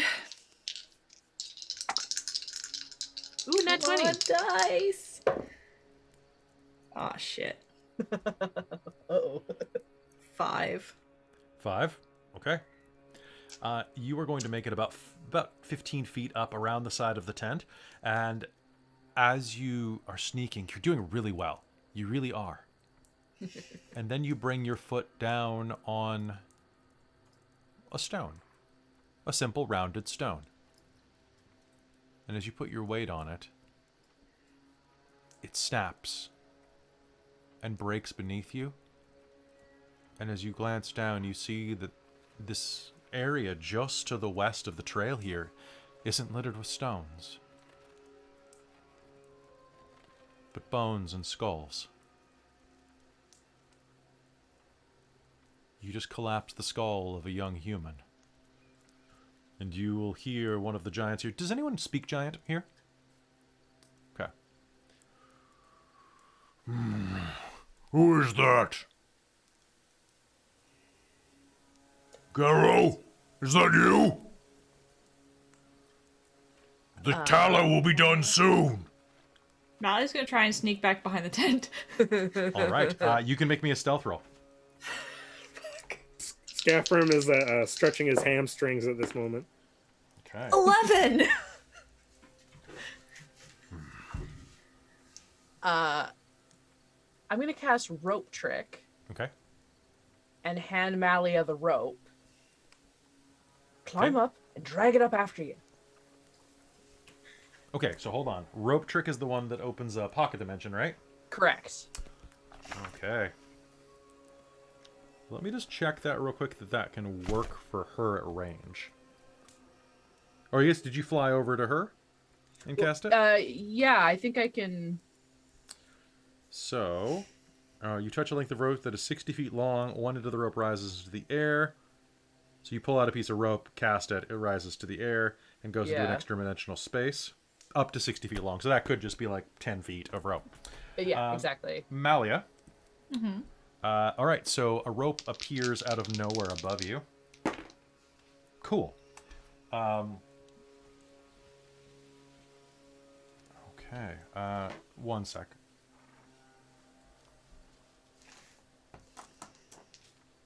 I have to just check something real quick. So the rope is going to drop down. Are you going to climb it? Sure. Okay, can you make me a strength save? Okay. 12. 22. Okay. All right. As you start to climb the rope, you're going to hear... Lotabro! which you will immediately translate in your head, Ogwyn.